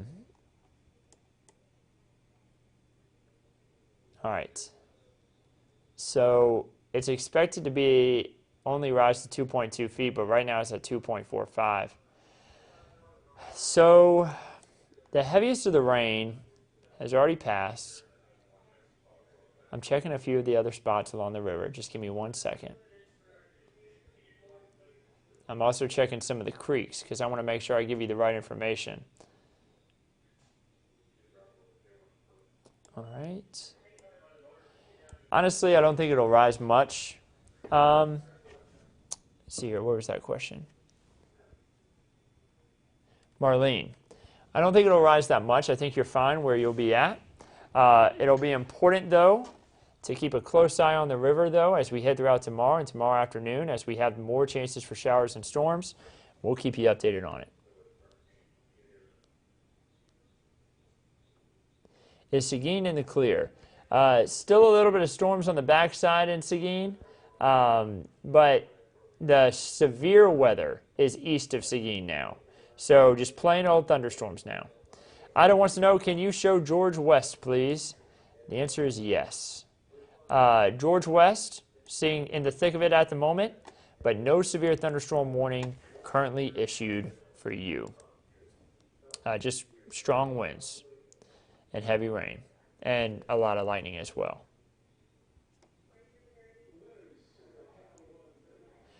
Someone said possible tornado at FM 1560 in Shanefield, which is Helotes, Wild Horse subdivision area. Cynthia, yes, possibly. We had reports of some serious damage up there. Now, that was a long time ago, hours ago. No more tornado warnings in South Texas. There was a tornado warning at the time where we think the damage occurred. We were on TV. We were on here on digital giving updates. This is actually the same Facebook Live. If you were to rewind it by about 3 hours, you would see us there covering that tornado warning. Yeah, there was a tornado warning earlier on for the Helotes area. We did have damage where the roof of a home is gone, and we also had a fence post through the side of a home. So that's pretty serious. That could be a tornado. We'll have to wait till the National Weather Service goes out and surveys it to be sure. But definitely some strong storms that passed through earlier on tonight for the Helotes area. So we still have the severe thunderstorm warning for Karnes City. That's until 11 p.m. We got 7 minutes on that one. The one that's off to the north there in Guadalupe County also has 7 minutes. Excuse me, that stretches off over towards Gonzales. And then Floresville. What is expected for Floresville? Let's give you an answer there. You're on the back side of it. That's the good news. Floresville no longer under a severe thunderstorm warning. Your severe thunderstorm warning is over. You still got some rain here and there. You've still got a few rumbles of thunder, but nothing severe in Floresville. And if you wanted to go ahead and head to bed, that is absolutely fine. No more severe threat for you. I'm seeing a question about Laredo. Let's go ahead and answer that question real quick. Let's pop on down towards Laredo. Nothing severe for you. A lot of heavy rainfall, though. Frequent lightning in the Laredo area. The strongest of the storm is passing over you right now, but it will quiet down here in about probably 20 minutes, 15 to 20 minutes, and you'll have some quieter conditions down towards the Laredo area, Samuel.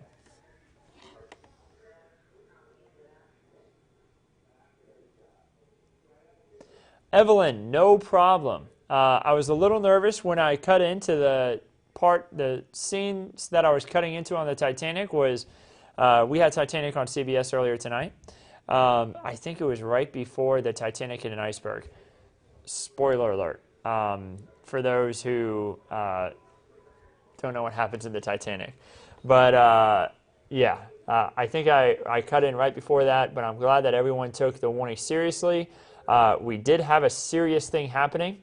That storm in Helotes was the real deal. We had some serious damage in the Helotes area with roofs missing from homes and also fence posts in the side of homes. So I'm glad we cut in. I apologize for anybody, though, who may have missed some of those scenes in the Titanic. Let's see here. San Antonio in the clear, question mark. The answer is yes. San Antonio is going to still have a few rumbles of thunder overnight, a few light to moderate showers. That's about it. The Dilley area. You know, Dilley has had a little bit of thunderstorm activity themselves, but things are going to be quieting down for you in the Dilley area as well. Notice Karnes City. They're really the ones in the thick of it. Nixon, we had been talking about you earlier. You're in the thick of it now. The strongest of the storms approaching, and it really has now moved into the Nixon area. And you know, guys, I wonder if the National Weather Service is going to continue this warning or if they're going to let it expire, because we got 4 minutes left on it. And there has not been a new warning issued yet. So it looks like they've canceled the severe thunderstorm warning for Atascosa County. Now, that was a while back. Excuse me. That was about 20 minutes ago. But I'm just catching up to a few things that they've mentioned here.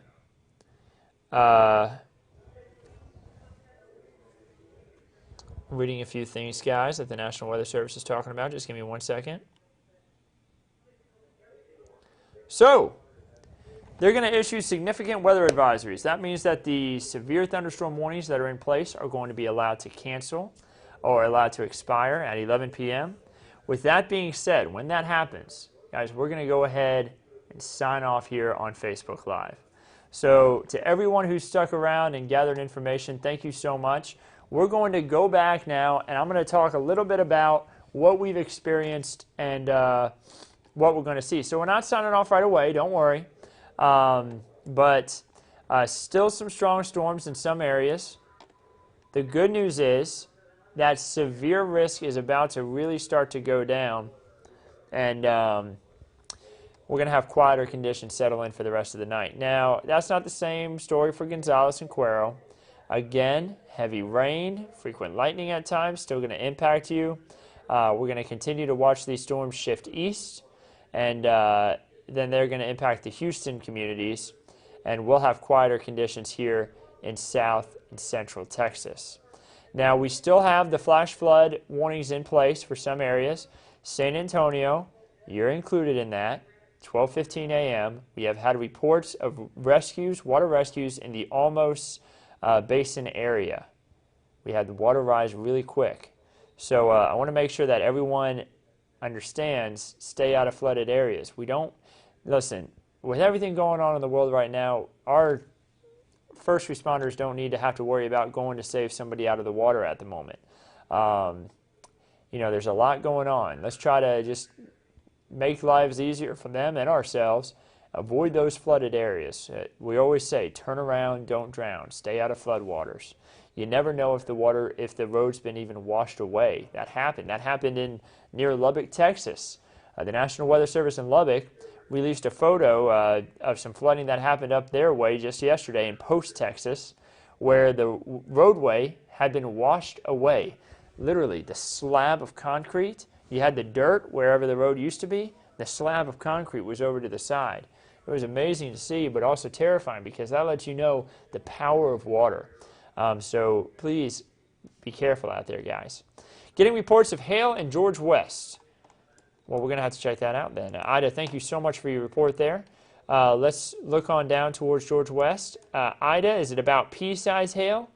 That's what it looks like here on my system. If y'all see the grays here, that's what it would be picking up on. Ida, if you could confirm that with me, I would greatly appreciate it. Thank you so much. Is San Antonio going to get hit with another rain line? Linda wants to know. Linda, the answer is yes. That will be tomorrow night. More showers and storms, possibly severe, are expected tomorrow night. Hail, not too much of a concern. Looks like just about pea size anywhere we look. Flash flood warning still in effect for some regions. We're going to watch that real close. I'll continue to keep y'all updated.